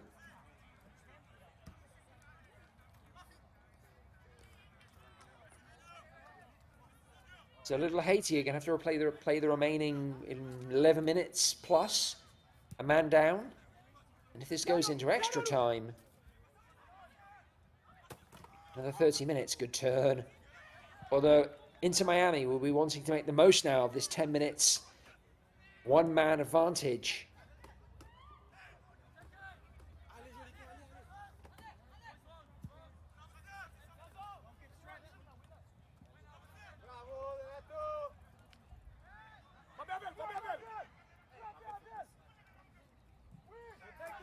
Ask yourself, why did Gironde handball the ball there if he was already on a yellow? Which I have to assume that he was the player who picked up the yellow card earlier, where we didn't get an identification. Good ball here from Little Haiti. They're looking to try and create. They don't look a man down right now.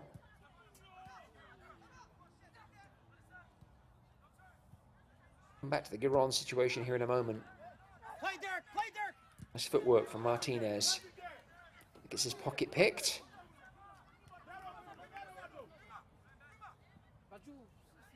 Little Haiti seems spurred on by that red card, if anything. They can get a goal here and they can batten down the hatches, secure an unlikely victory, a man down. Instead, though, it's Inter Miami on the break. And this is something they've done a really good job of, getting numbers forward. Are they able to get numbers into the box now and give options? Good defending, although I'm not sure how much that a little Haitian defender knew about that. Oh, good goalkeeping, though. Harmed away by Burles. Well, evidently, he didn't get a piece of that. I thought he got a hand on that, but it looked like it was shot wide by Otero. In this angle, it looked like Burles maybe got fingers to it, but evidently not. It doesn't matter. Oh, good half turn. And we have an opportunity here with Little Haiti. They have numbers up. Good shot. Oh, just wide. Just wide. Top scorer, Didi there. Exactly the man you want to have on the ball. Does a nice job of pushing the ball out of his body with the bottom of his cleat, setting it up for that spin shot. It drags the ball narrowly wide. Remarkable as it may sound, given that they're down by a man, and Little Haiti are not down and out. They are still incredibly threatening.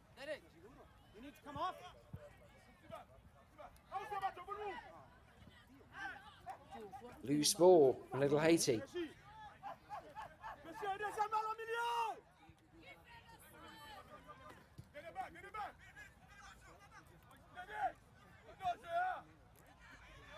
To Miami, building down the right-hand side, ball into the box. Whiffed shot, and now Little Haiti might look to counter. Great ball down the right-hand side. Evidently offside.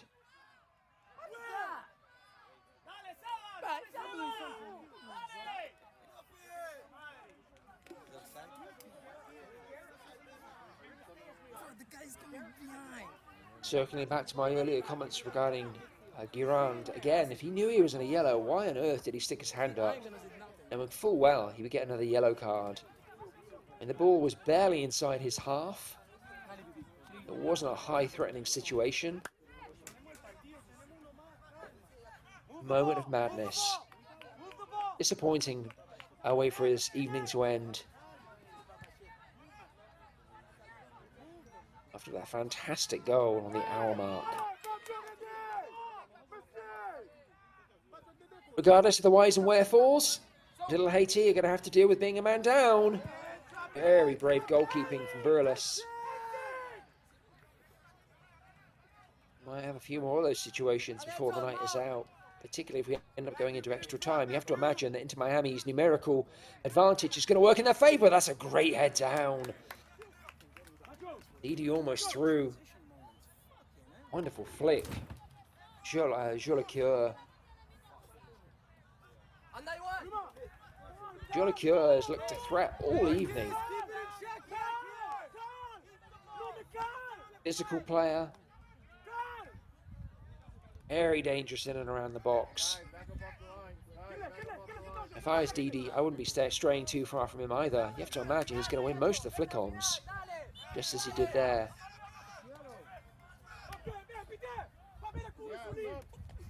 Well, if you were impressed with little Haiti, this second half, particularly from about the hour mark when they really started to turn the screw offensively, you've got to be impressed with what they've done since they went down to 10 men. Because they are looking every bit as threatening with 10 as they were with 11.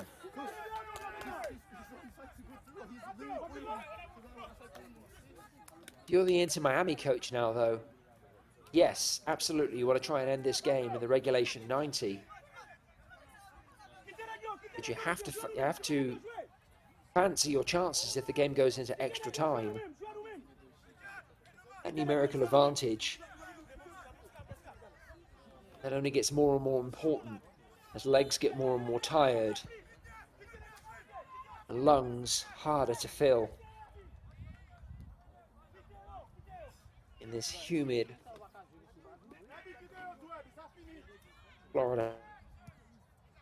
But right now, though, little Haiti aren't worried about that. They're trying to put this game to bed in regulation time and won themselves a corner. What I say, I've been so impressed with both of these teams this evening.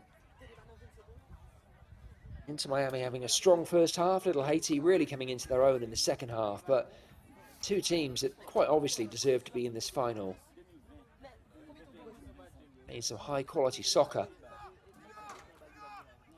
Let's see if little Haiti can get themselves an unlikely go-ahead goal with 10 men. Oh, I gotta love a bicycle kick clearance, particularly when it leads to a counter-attack at the other end.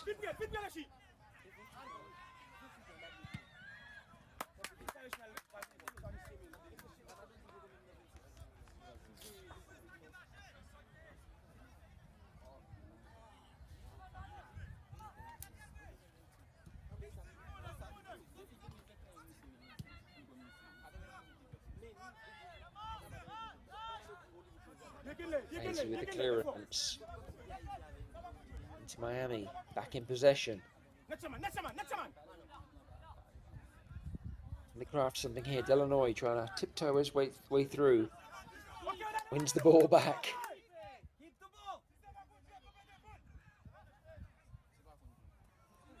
In from the right-hand side. Options in the middle. One of them is Otero. Otero unable to get his shot off. Wins a free kick, though, in the process. And this is in a very dangerous position. Otero, good switch of feet. Tried to get his shot off. Ended up being clattered to the ground. Now, this is almost too close. Got an argument going on here. Looks like Rodriguez. Is that Restrepo? No, it's Rodriguez and I think Martinez. Two of the substitutes. Trying to decide who's going to have a go at this one. And of course, Captain Otero in the mix as well. Be very surprised if it's not Otero that wins this fight.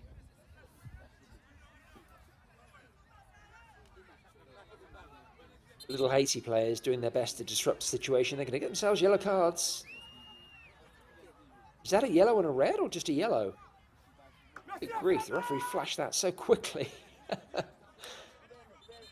Either way, little Haiti players need to back up. You certainly don't want to go down to 9 players, especially for something so frivolous. I mean, it's just not worth it.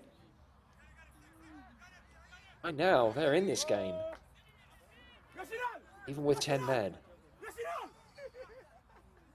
Don't make it hard on yourselves. So finally, we have a little Haiti wall, almost, sort of. No idea who the referee flashed that card at. That may have been the quickest I've ever seen a referee wave a yellow card. Blink and you miss it stuff. Anyway, we have a little Haiti wall now. We have a draft excluder behind that wall. We have Otero and Rodriguez stood over the ball or into Miami. And we have Burles in the little Haiti goal. Getting ready to face his free kick. It's Rodriguez and Burles gathering that ball up with relative ease. You can see what Rodriguez was trying to do there. Pretty smart, actually. Wrap that ball on the floor, around the wall, and catch Burles at that bottom post. But the little Haiti goalkeeper was wise to it. He was positioned well and gathered it up with no fuss at all. So as we head into the last minute of regulation, the game remains 1-1. Into Miami, though, with that one-man advantage. Imagine there's probably going to be at least a couple of minutes of additional time.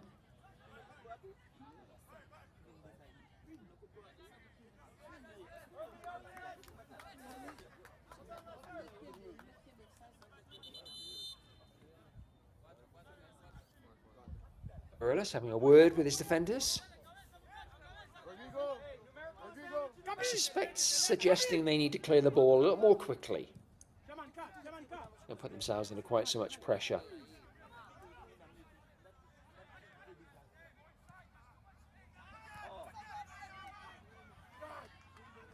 So we are now into time on the ref's discretion. Oh, lovely turn there. I think that's Ortega. Almost goes down into the tackle again. Oh, lovely turn there. 2 beautiful half turns, one after another. Little Haiti can score now. It could be a game killer.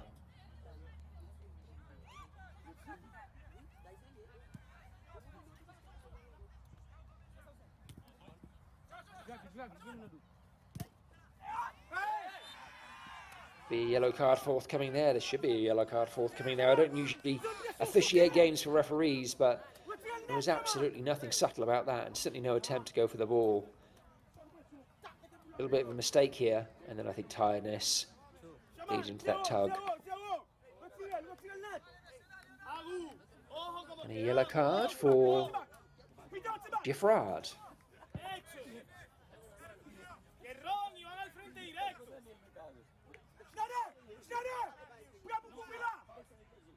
To Otero, into Miami. This might be the last chance of regulation. The team in white. Nice clearance from little Haiti, but it drops east. Oh, over the crossbar. I was about to say it drops beautifully. Couldn't quite get the words out before the shot was snapped over the crossbar.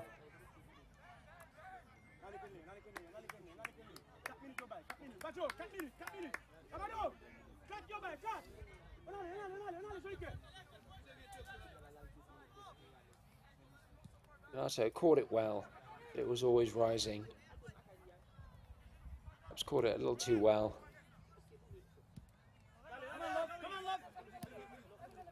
I speculated we might have a couple of extra minutes. We're into the third of extra time. Little Haiti still on the attack.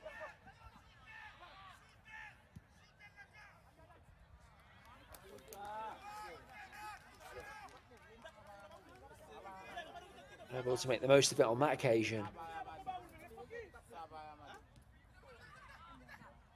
Winning the ball up high.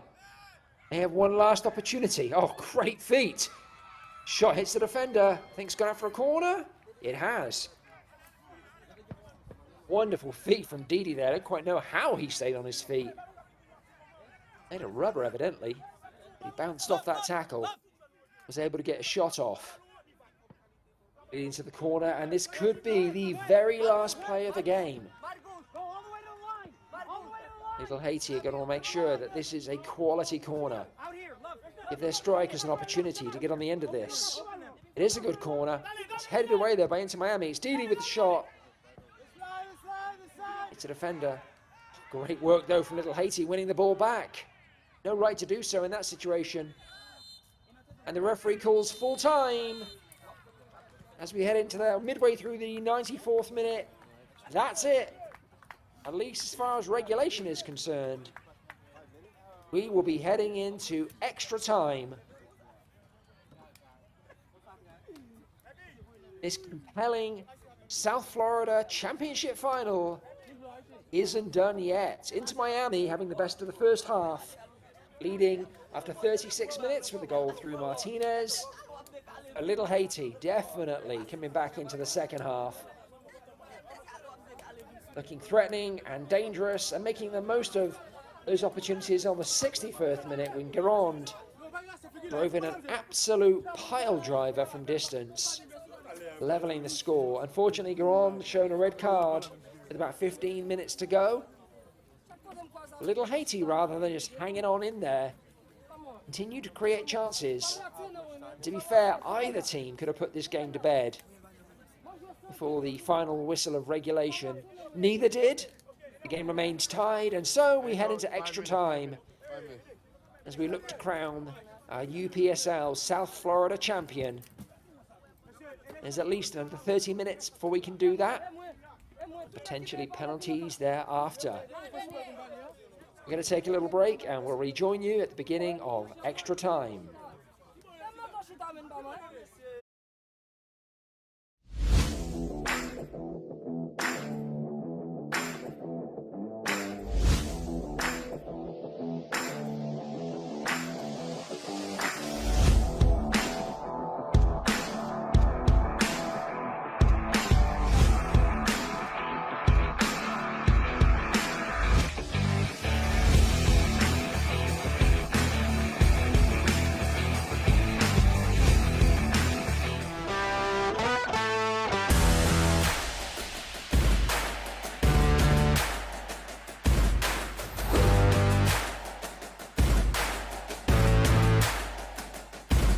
Martin, Nico Bola with the recovery. Once again the cross. They could shoot, and it's in!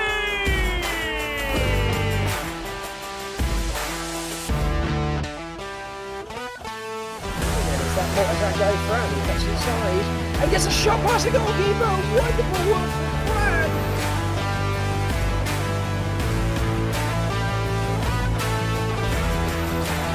Good pass over the right side. The shot and the goal.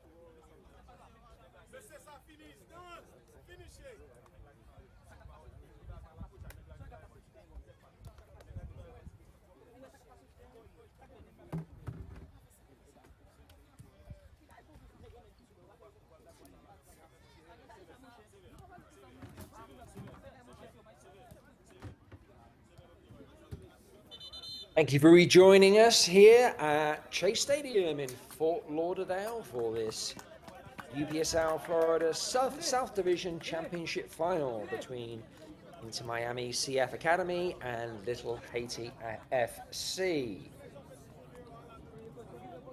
At the end of 90 minutes, the game ended 1-1, and so we head into extra time. Generally speaking, extra time consists of 2 additional 15-minute periods, but our production team has notified me that in UPSL it's actually 2 10-minute additional periods. So I appreciate our production team for getting me that updated information. Veda Productions, they are the best in the business. Always support their commentators. Appreciate you guys so very much. And so we are heading into 2 10-minute extra time periods. And of course, Little Haiti down to 10 men. They've been playing with 10 men 15 minutes already. They're now going to have to navigate the next 20 minutes. A man down. Into Miami, we're looking to make the most of this numerical advantage. Struggled a little bit in that second half. Little Haiti came at them hard. And they wobbled. Little Haiti actually breaking through midway through that second half with a fantastic goal and really could have added to their tally as well. Toward the end of the second half, as you might expect, Inter Miami finding their feet again, having that one-man advantage, and then becoming a little more dangerous. So this game is very, very nicely balanced.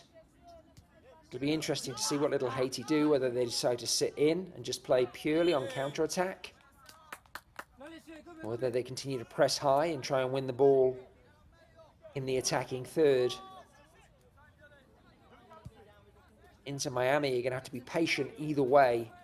They've got that extra man, and they really need to be stroking the ball around, finding the extra man, making use of that advantage, trying to tire out Little Haiti. Spaces will become available.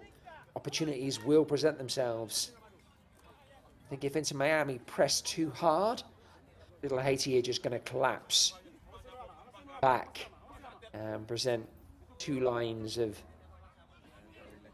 players. It's going to make it hard for Inter Miami to navigate.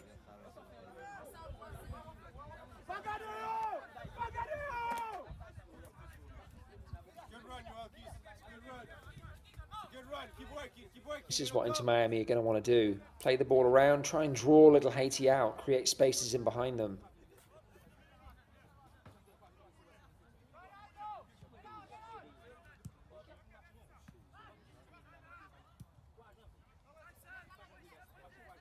Cover inside, Dill.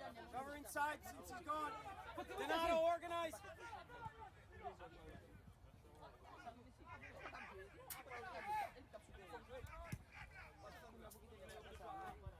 As I mentioned earlier, what's at stake here, in addition to being crowned the UPSL South Florida Divisional Champion, is the opportunity to play the winner of Florida Central versus Florida West on July 13th or 14th as these teams proceed through the national playoffs in an attempt to become to be crowned the UPSL National Champion. Got to win this game first, though.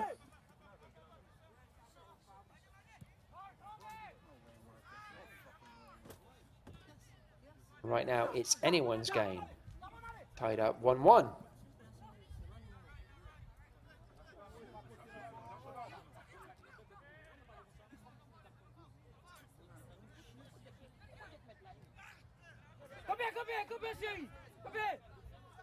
Bit of hustle from Jola Couler. Not able to ride every tackle, though. Into Miami nipping away at him until they're able to get the ball away. Create an attack of their own, but excellent work from Little Haiti, who haven't only grown offensively in this game, I think they've grown defensively as well. Doing a much better job at the back. I mentioned earlier in the broadcast, they actually have an excellent defensive record. One of the best in the league. They're very hard to score against. They were way open in the first half, but as I say, as they grow into this game, that's got much better. What a good block. Talking about defending there, good grief. What a wonderful block. That was Bizarra.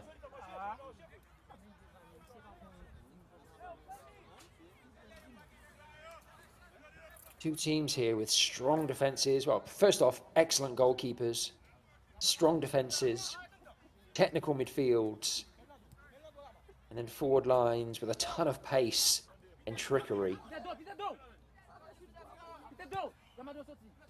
Some pretty amazing goals in their locker as well.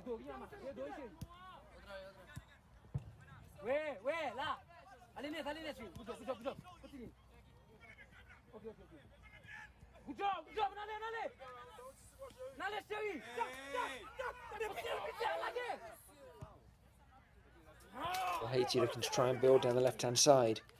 Excellent work from Inter Miami. So my production team have just notified me that we think it actually is 2 15-minute periods in extra time here. So apologise for the confusion. Weren't sure if it was 10 or 15 at this level, but we think it's 15. Which means this first half of extra time will conclude around the 1:05 mark. The second period, of course, concluding around the 1:20 mark. Plus any additional time added at the ref's discretion. If we're all tied up at the end of extra time, it's dreaded penalty kicks. Standard procedure there, 5 kicks per team. At least to begin with. Come back to that. Into Miami have a corner. Although the linesman's waving and gesticulating, I'm not exactly sure. Drawing the referee's attention to something. It's off camera, so we're unable to see what's going on, but whatever it is, the referee's attending to it, delaying the Inter Miami corner in the process.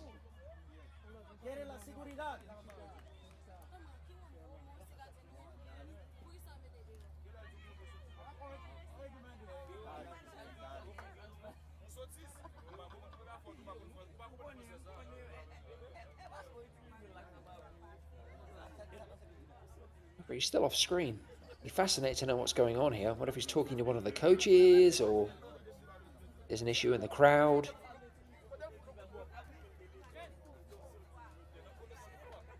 I just got done saying this half would finish at 1:05. It won't finish at 1:05. There's going to be some time to add on for sure.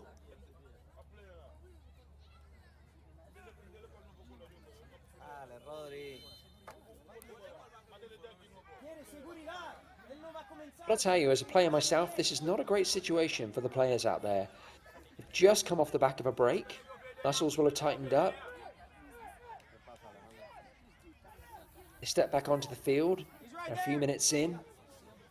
Everything's beginning to loosen up again, and now they're asked to stand around once more.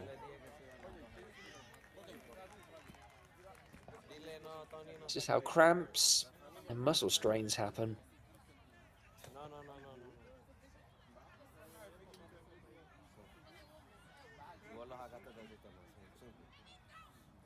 So it looks like the referee is talking to spectators, perhaps. You know, maybe engaging officials from one of the clubs.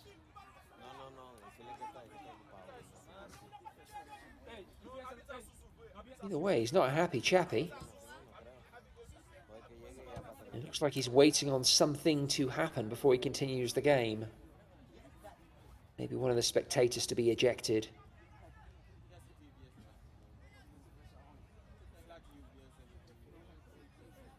You really hate to see this. There's just no need.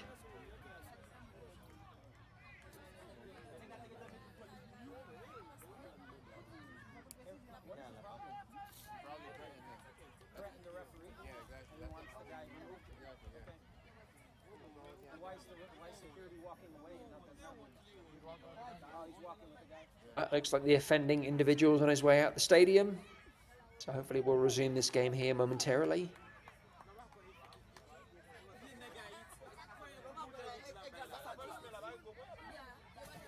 It's a game, folks. It's a game. You're here to enjoy it. This is entertainment. Yes, it's a final, but let's not get wound too tight.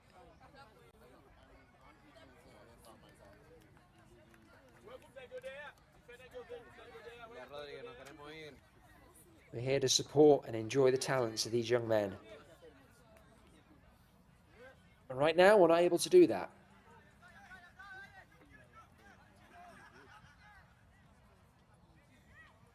Referee jogs back into our screen, so that was a good 4 or 5 minute delay, I would estimate.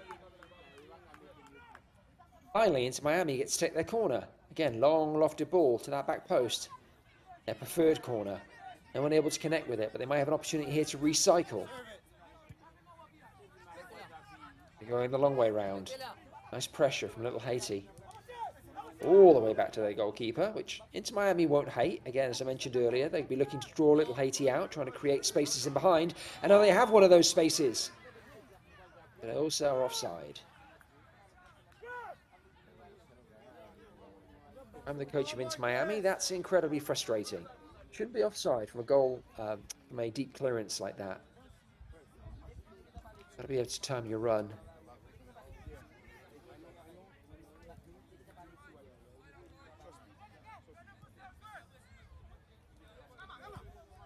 I gotta say, I'm very impressed with both these teams still pressing high. We're 100 minutes in.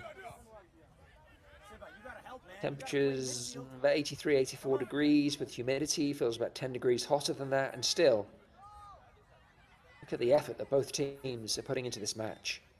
Oh, nice flick over the top. This might lead to an opportunity. Oh, not able to get hold of the snap. That could have been such a sweet snapshot. Again, lovely play from Jolicoeur, who has been such an effective link-up man for Little Haiti this entire match.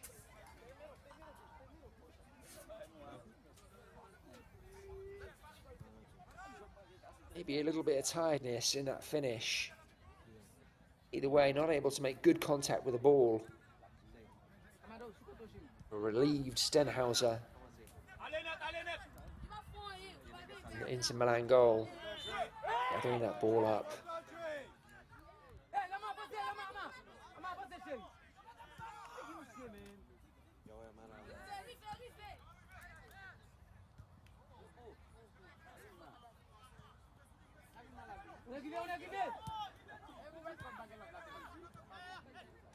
Other side.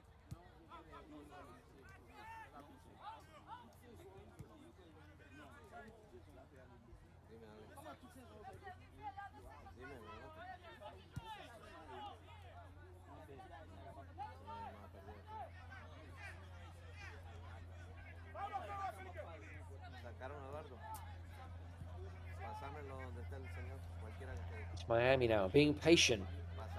Just kind of moving the ball around and trying to move Little Haiti around in the process. This is the space they've been looking to create. Shot, deflection. Inter Miami looking to gather that ball back up. It's out for a throw in. That was good play from Inter Miami. Good patience. Moving Little Haiti around, creating good spaces and a really big hole there through the middle. Good recovery from Little Haiti, getting the block in on the shot. This is probably going to be the pattern of this extra time period. It's going to be hard for Little Haiti to press high at this point. Probably going to be looking for that counter attack.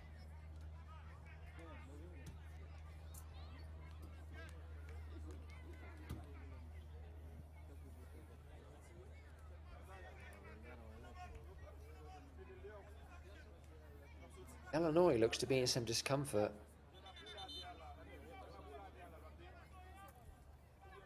Hate to see that. He went down hard. I think it was a fair tackle. I mean, I think it was fair in as much as it got the ball, but I think it also got a good chunk of the man too. Might see this on replay here in just a moment.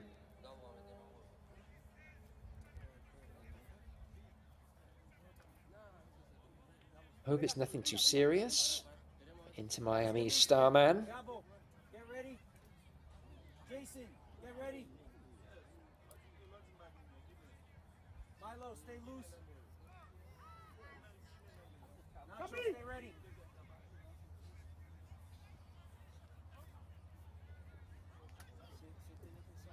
Well, we know how grueling extra time can be and how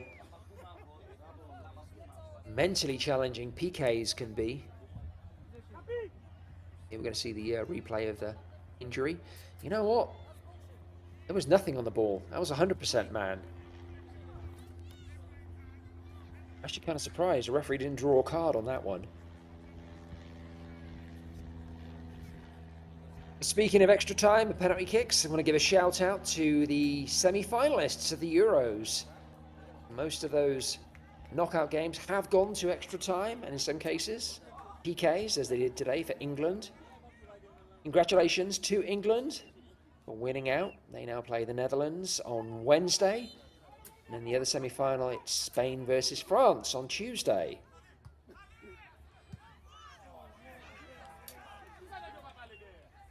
Four giants of Europe battling out to see who makes the final in Berlin on Sunday. You know what? I wouldn't bet against both of those finals going to extra time, and possibly even as far as penalty kicks as well.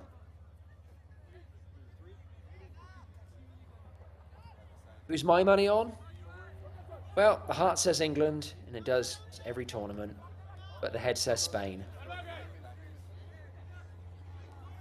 I said whoever wins Spain-Germany wins this tournament. I'm sure France will have something to say about that. But for right now, let's turn our attentions back to Little Haiti versus Inter Miami, and it's Little Haiti on the attack. A rare attack for them in this extra time period.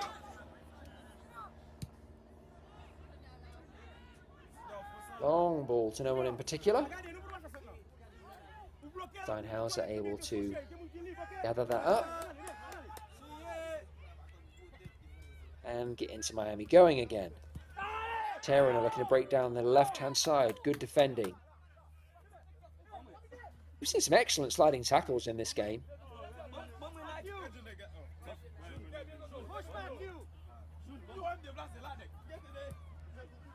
It's been some really last gasp stuff as well. The tackles just had to be made. Delanoy back on his feet, back to tormenting Little Haiti's defence. Lovely ball into the box. Oh, he was looking for Rodriguez. But Rodriguez wasn't on the same wavelength, and now it's Little Haiti looking to break. Struggling a little bit with numbers, as you might expect for a team that are down a man.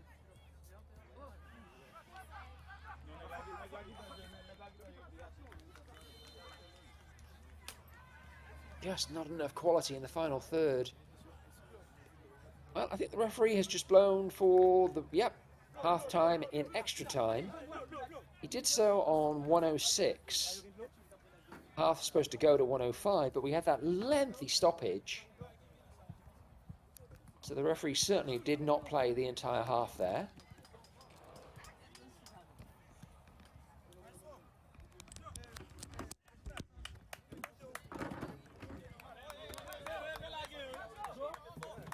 We'll have a couple of minutes break. We'll get that second period of extra time. Still 1-1. Into Miami, drawing blood first at 36 minutes. Martinez, the lovely shot from the edge of the box, inside of the foot, tucking it into the corner. Into Miami, pretty dominant in that first half. Second half, though, Little Haiti came out with a purpose.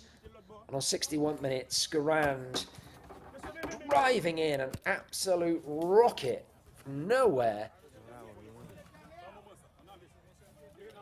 It was a left foot comet, upper 90, giving Steinhauser in the Inter Miami goal no chance whatsoever. That took it to level pegging, and that's how it stayed. The aforementioned Garand, though, red carded, the 75th minute. So Little Haiti playing a man down.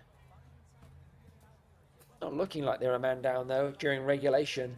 They are the team that look most likely to score the second and win this match. In the first period of extra time, they went to Miami on top, at least in terms of possession. Both teams looking a little cagey now. Always tends to get this way in extra time when you're that close to penalty kicks. Which, you know, are a lottery.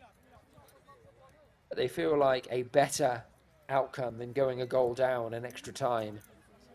Just feel under so much pressure. Clock appears to run down so quickly. Maybe that's in these teams' heads, both of them looking a little cagey during extra time. We'll see if either team comes out and grabs a nettle in the second period of extra time. If neither do, and it remains 1-1, we will, of course, go to penalty kicks.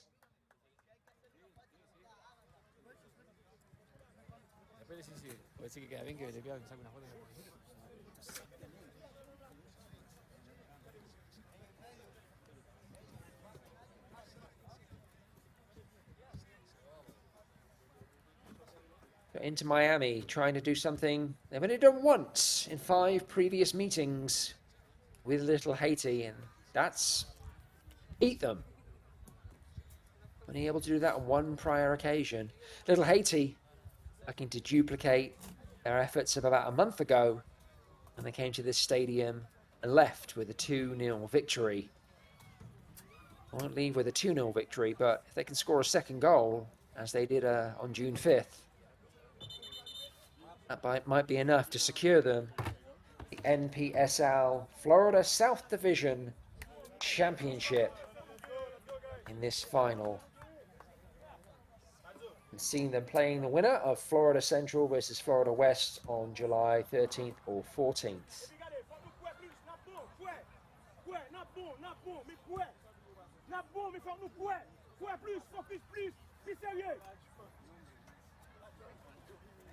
So we'll enter Miami, find some way to make this numerical advantage, 11 men v 10, count in their favour.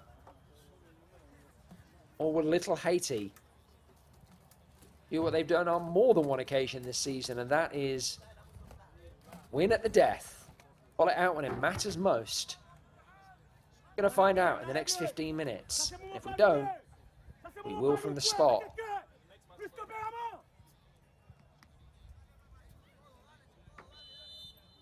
And we're underway for the second period of extra time. Little Haiti in the predominantly blue uniform, going from right to left, into Miami all white, going from left to right on your screen. Little Haiti immediately on the attack.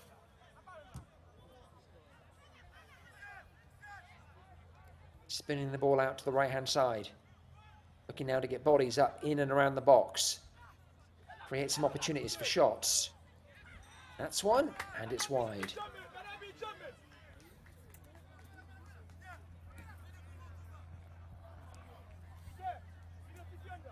Little Haiti have been, as I said, been very threatening, particularly in the second period of regular time. If I had one criticism, it would be they've struggled to really test Steinhauser in the Inter Miami goal. Lots of their shots have been just that little bit wide, or they've been deflected off an Inter Miami defender.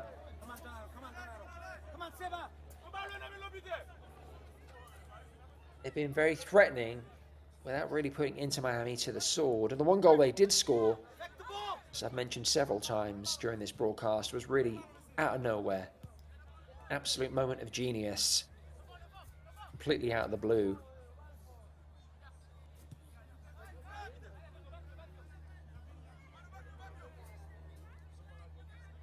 Inter Miami tend to be a little more methodical. Building up, trying to create those holes. Slotting passes through.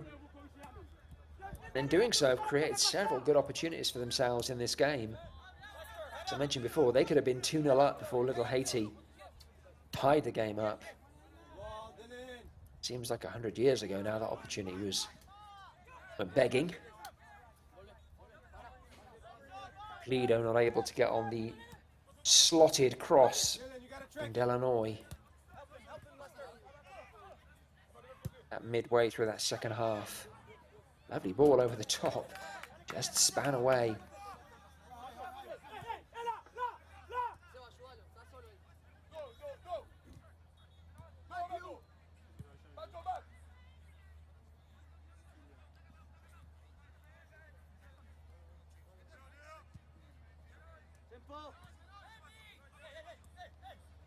So what was a cagey contest really opened up as the game rolled on. It's kind of reverted back to being a little cagey again. Again, as I said during the break, you can't really blame these two teams. Things get very nervy in extra time, particularly in the second period of extra time. They're very aware of the fact that there is very little time. And if you get scored on, it's really hard to find your way back into the game. Any team that scores now is going to park the bus and try and secure the victory. No, ball spins into the box, almost falls for Rodriguez. Rodriguez does a nice job of sliding it back. Oh, referee says play on. I think under other circumstances, he may have taken a second look at that. It looked to me like it was a foul. I'd love to see a replay on that one. Right now, though, little Haiti on the attack. Maybe we'll get a second look at that one here in a second. Our production team can get to it.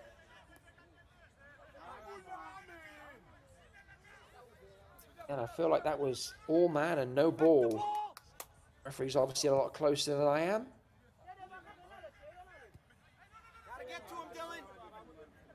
You'd hate to have this game decided on a slightly sketchy penalty. If it's a penalty, it's a penalty. Again, another little Haiti shot deflected wide. Going to get a replay of the earlier penalty, no penalty. Make your own mind up, viewers. Thanks to our production team for another look at that one. It's hard to tell from here, this vantage point, how much contact there was. It looked like there was some contact. Was it enough to knock the man to the ground? Well, according to the referee, no. Little Haiti, corner into the box. Again, deep one to the back post. Both teams have favoured that corner, though neither of them have really benefited either team particularly. Come again, Joel.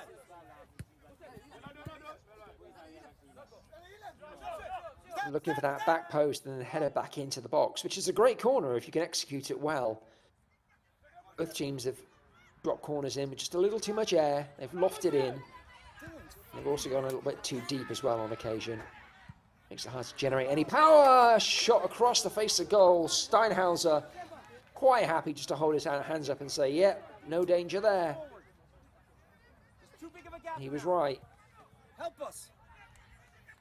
Again, I'm going to remind our viewers, little Haiti are down to 10 men. And it really doesn't look like they are. Yes, they're sitting a little deeper. Yes, they're trying to be a bit more patient and pick the moments to spring forward. But when they spring, they spring. And they look every bit as dangerous with 10 as they did with 11.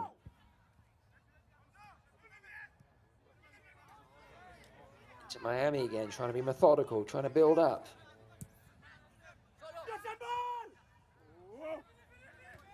Drive, Matthew. So we have 10 minutes, a little under 10 minutes, plus whatever the ref adds. I think a shin guard just came out there. Something's flying around on the field. Ball into the middle of the box. Sotero trying to create space for a shot or for a pass. Looks for the 1-2. Oh, he gets there just before the goalkeeper. Oh, wonderful defending from little Haiti. And again as well on the line. Burles was all at sea. Otero got there just before him. Dinked the ball over him. Look, goal bound. Well cleared from little Haiti. And then on a second attempt, another opportunity cleared off the line. Sure we're going to get another look at that one. Burles has to be so relieved in the little Haiti goal. Fair to him when that ball bounced. It bounced very straight. It was supposed to bounce toward him. It didn't.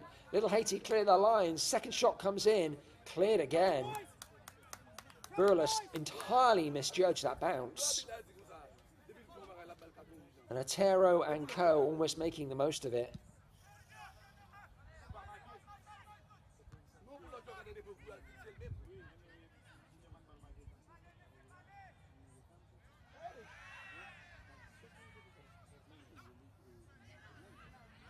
Nice build up from little Haiti. They have options in the middle. Slide it into Didi. Good footwork from Didi. Can he find a teammate? He can. Looking for the give and go. Unable to really advance so spreads the ball to the far side. Shot from distance. Sorry, you don't get two worldies in one match. At least not yet. Still 7 minutes to go. Who knows? Who knows what we have in store for the remaining 7 minutes? Inter Miami going to conjure and craft something with their intricate play and their 1-2s. Balls in behind the fence. Rodriguez trying to get on the end of this one. Goes down. No penalty there. Or our little Haiti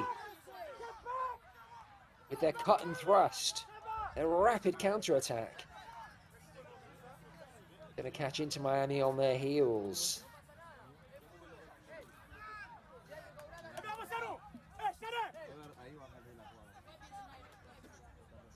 Six and a half to go. As it has been most of this match.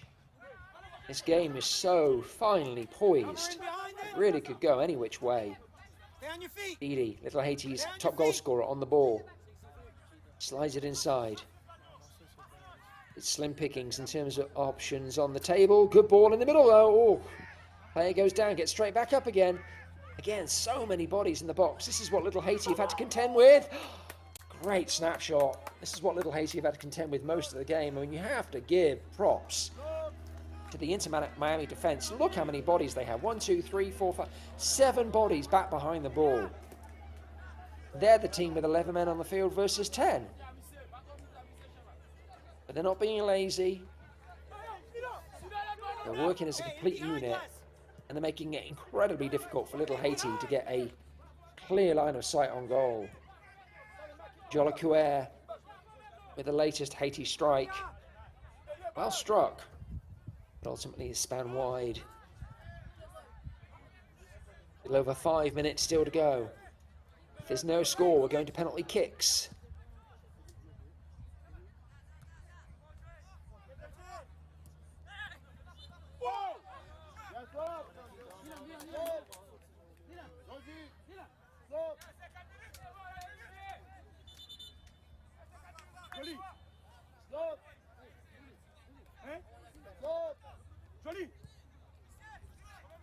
This referee is unlikely to add too much time. He added next to nothing to the first period of extra time, where arguably he should have added at least 4 or 5 minutes for a pretty lengthy delay. So chances are he's not going to add much to this period. Rodriguez takes a touch, but it's a heavy one. Ball falls to Otero. Good clearance again from Little Haiti. So we probably have about 4.5 minutes still to go. One of these teams wants to win this game in open play and not have to go to the lottery of penalty kicks. Speak up, score now, or forever hold your peace. It's crunch time, gents.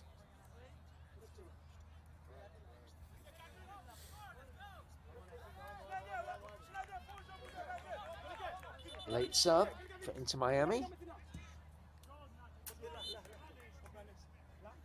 Desma taking to the field. Desma starred in the 5-0 victory over Pine Creek.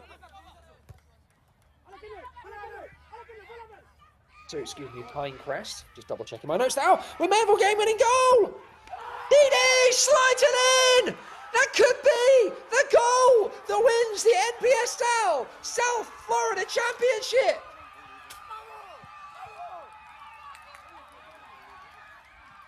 From out of nowhere, Little Haiti spring the Inter Miami offside trap. And it's Didi, the man you'd want, their top goal scorer this season. With all kinds of composure, he rounds Steinhauser in the Inter Miami goal. And may have scored the championship winning goal. The field is flooded with supporters. Look at the composure here, on his left foot, very little space. Defenders hustling back, try and keep that out the net. But again, if there's somebody on this Little Haiti roster that you want to have in that spot at that moment, it's number 10. It's their top goal scorer. It's Kenley Didi. 10-man Little Haiti FC lead Inter Miami CF Academy 2-1 with a little over 2 minutes to go in this championship final.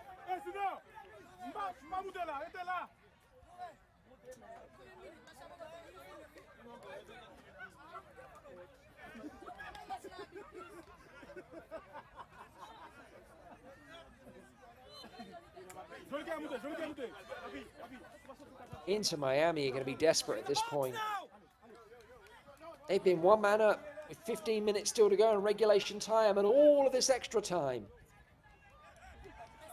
And if they lose this game to 10-man Little Haiti, they're going to be so incredibly frustrated. Right now, they're fighting for their lives. About a minute and a half to go. Great ball into the box and an equally great header out. And it's goal scorer Didi on the ball. Loses it though in a dangerous position. Can Inter Miami create one more chance? Is there one more goal in this game? Or can Little Haiti FC hold on? 5th in the league table, 1 place. They ended up 1 place and 3 points behind Inter Miami. They dispatched top of the table Miami United in the playoff semi-final. And now they find themselves less than a minute away from being crowned UPSL Florida South Division champions.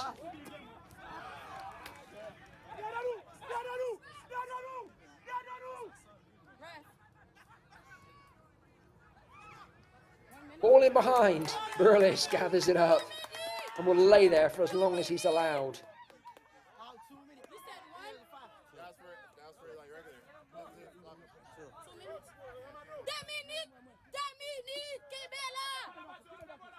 Seconds to go. Both teams still battling.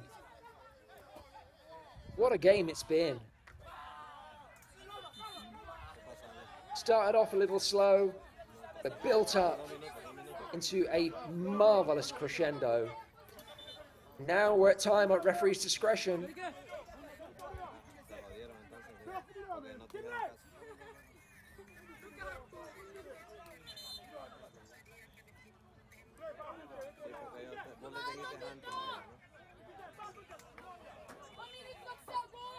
Is Kenley Didi going to have the final say?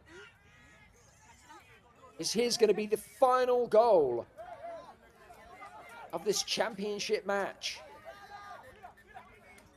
And Little Haiti, can 10-man Little Haiti hold on? Hey, coach, back up! Coach, back up! Do Inter Miami have one more chance? Keep going, Lester. Keep going, Lester. Get forward, Lester. Get forward, Lester. They're galloping down the left-hand side. They have numbers. All into the middle of the box. Can Rodriguez get on the end of it? No, he can't. It's desperate defending, but Little Haiti defend nevertheless.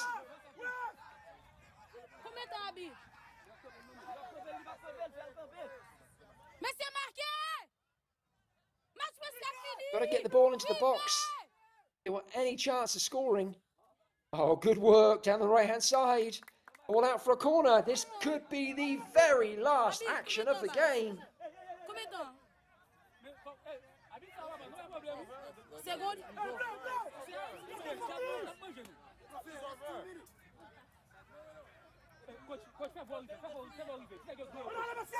Donato delivers the corner.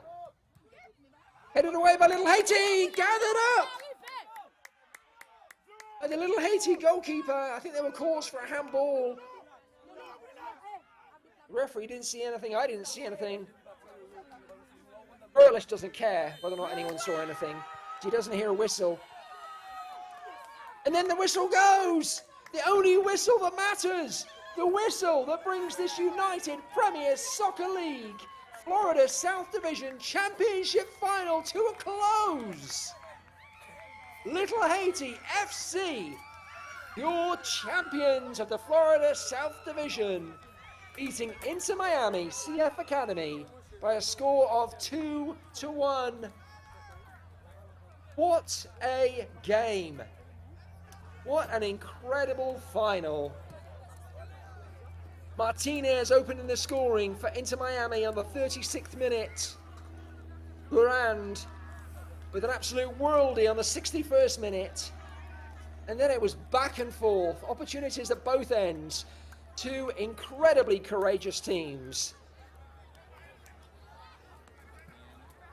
If anybody was ever going to win this game for Little Haiti, it was going to be their top goal scorer, Kenley Didi, number 10, who sprang the Inter Miami offside trap, grounded Steinhauser in goal, and from a tight angle on his unfavoured left foot, rolled the ball into the back of the net with just a few minutes to go.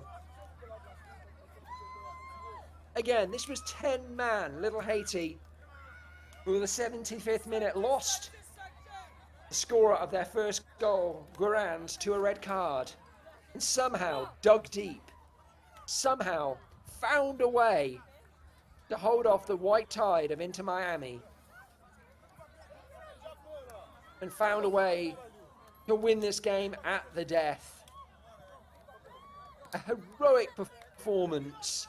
Both teams were sensational today, but you have to tip your hat to Little Haiti. And there's their silverware. That's what the Little Haiti players are going to be raising here momentarily.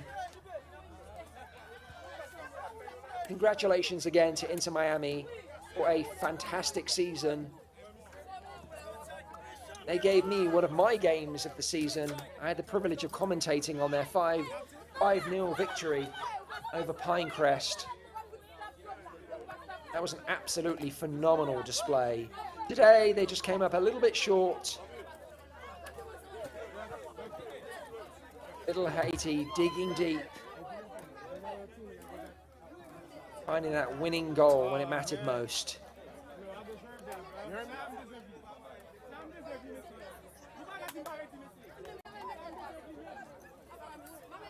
There you have confirmation of it on the screen, your UPSL 2024 spring season Florida South Conference champion, Little Haiti FC.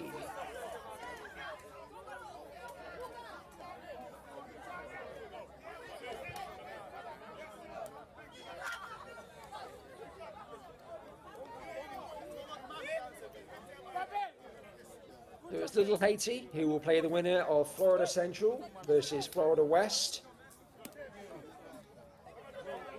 That round of 32 game will be played on July 13th or 14th. It'll be Little Haiti who then try to battle their way through the round of 16 and the quarterfinals, and if they can do all of that, it is they who will head to Pittsburgh, Pennsylvania on August 9th through 11th. To contest the semi-final and then the final of the UPSL National Championships. Still a long way to go, but it's Little Haiti who have earned that opportunity. As we go to our match highlights, so the first goal from Inter Miami, seems like so long ago now. Martinez slotting it in from the edge of the box. Wonderful goal. I mean, a goal worthy of winning a final just about any other day of the week. Durand, a Little Haiti, had other ideas. And there's no topping that. An absolute worldie. Shirt came off. He went all Forrest Gump on us, running from one end of the field to the other. And who can blame him? I think I'd still be running. Wonderful, wonderful goal. That tied it up. Durand was sent off. And then the last few minutes of extra time, it's Kenley Didi slotting home the winner. I said that he sprang the offside trap. I was trying to be generous and not pay too much attention to the defensive error that led to that opportunity. But it was late in the game, a lot of tiredness, and these things happen. And at the end of the day, whether or not the defender got good purchase on that header or not, it was Kenley Didi who put in the running. It was Kenley Didi who sprang behind the defence and rounded the goalkeeper. And it was Little Haiti's top goal scorer this season, who ultimately made the difference. I'd much rather focus on that.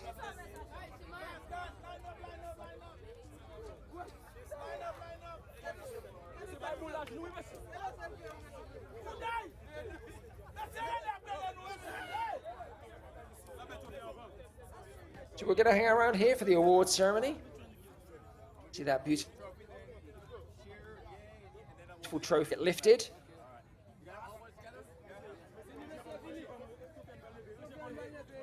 I don't know if this is Little Haiti's first conference championship trophy. They're a wonderful little club. Actually a non-profit. None of their players have to pay to play, even from youth levels. Boys and girls, they're really just trying to provide an opportunity, particularly for those who are economically disadvantaged, to play soccer. And today, Little Haiti played some great soccer, and in doing so, became your Florida South Conference champion. Congratulations to the UPSL 2024 spring season winners, Little Haiti FC.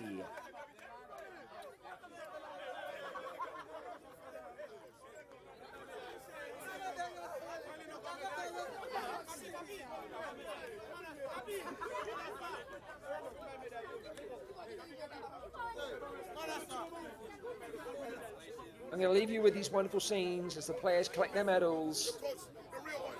Thank you for sticking with us this evening. Thank you to Veda Productions for their support. Congratulations again to Inter Miami Academy for a wonderful season, and to Little Haiti FC for a winning season. I've been your commentator, Mark Turner. I'll catch up with you again later in these playoffs. Certainly love to see how far Little Haiti can go. But for now, and for tonight, signing off. Good night.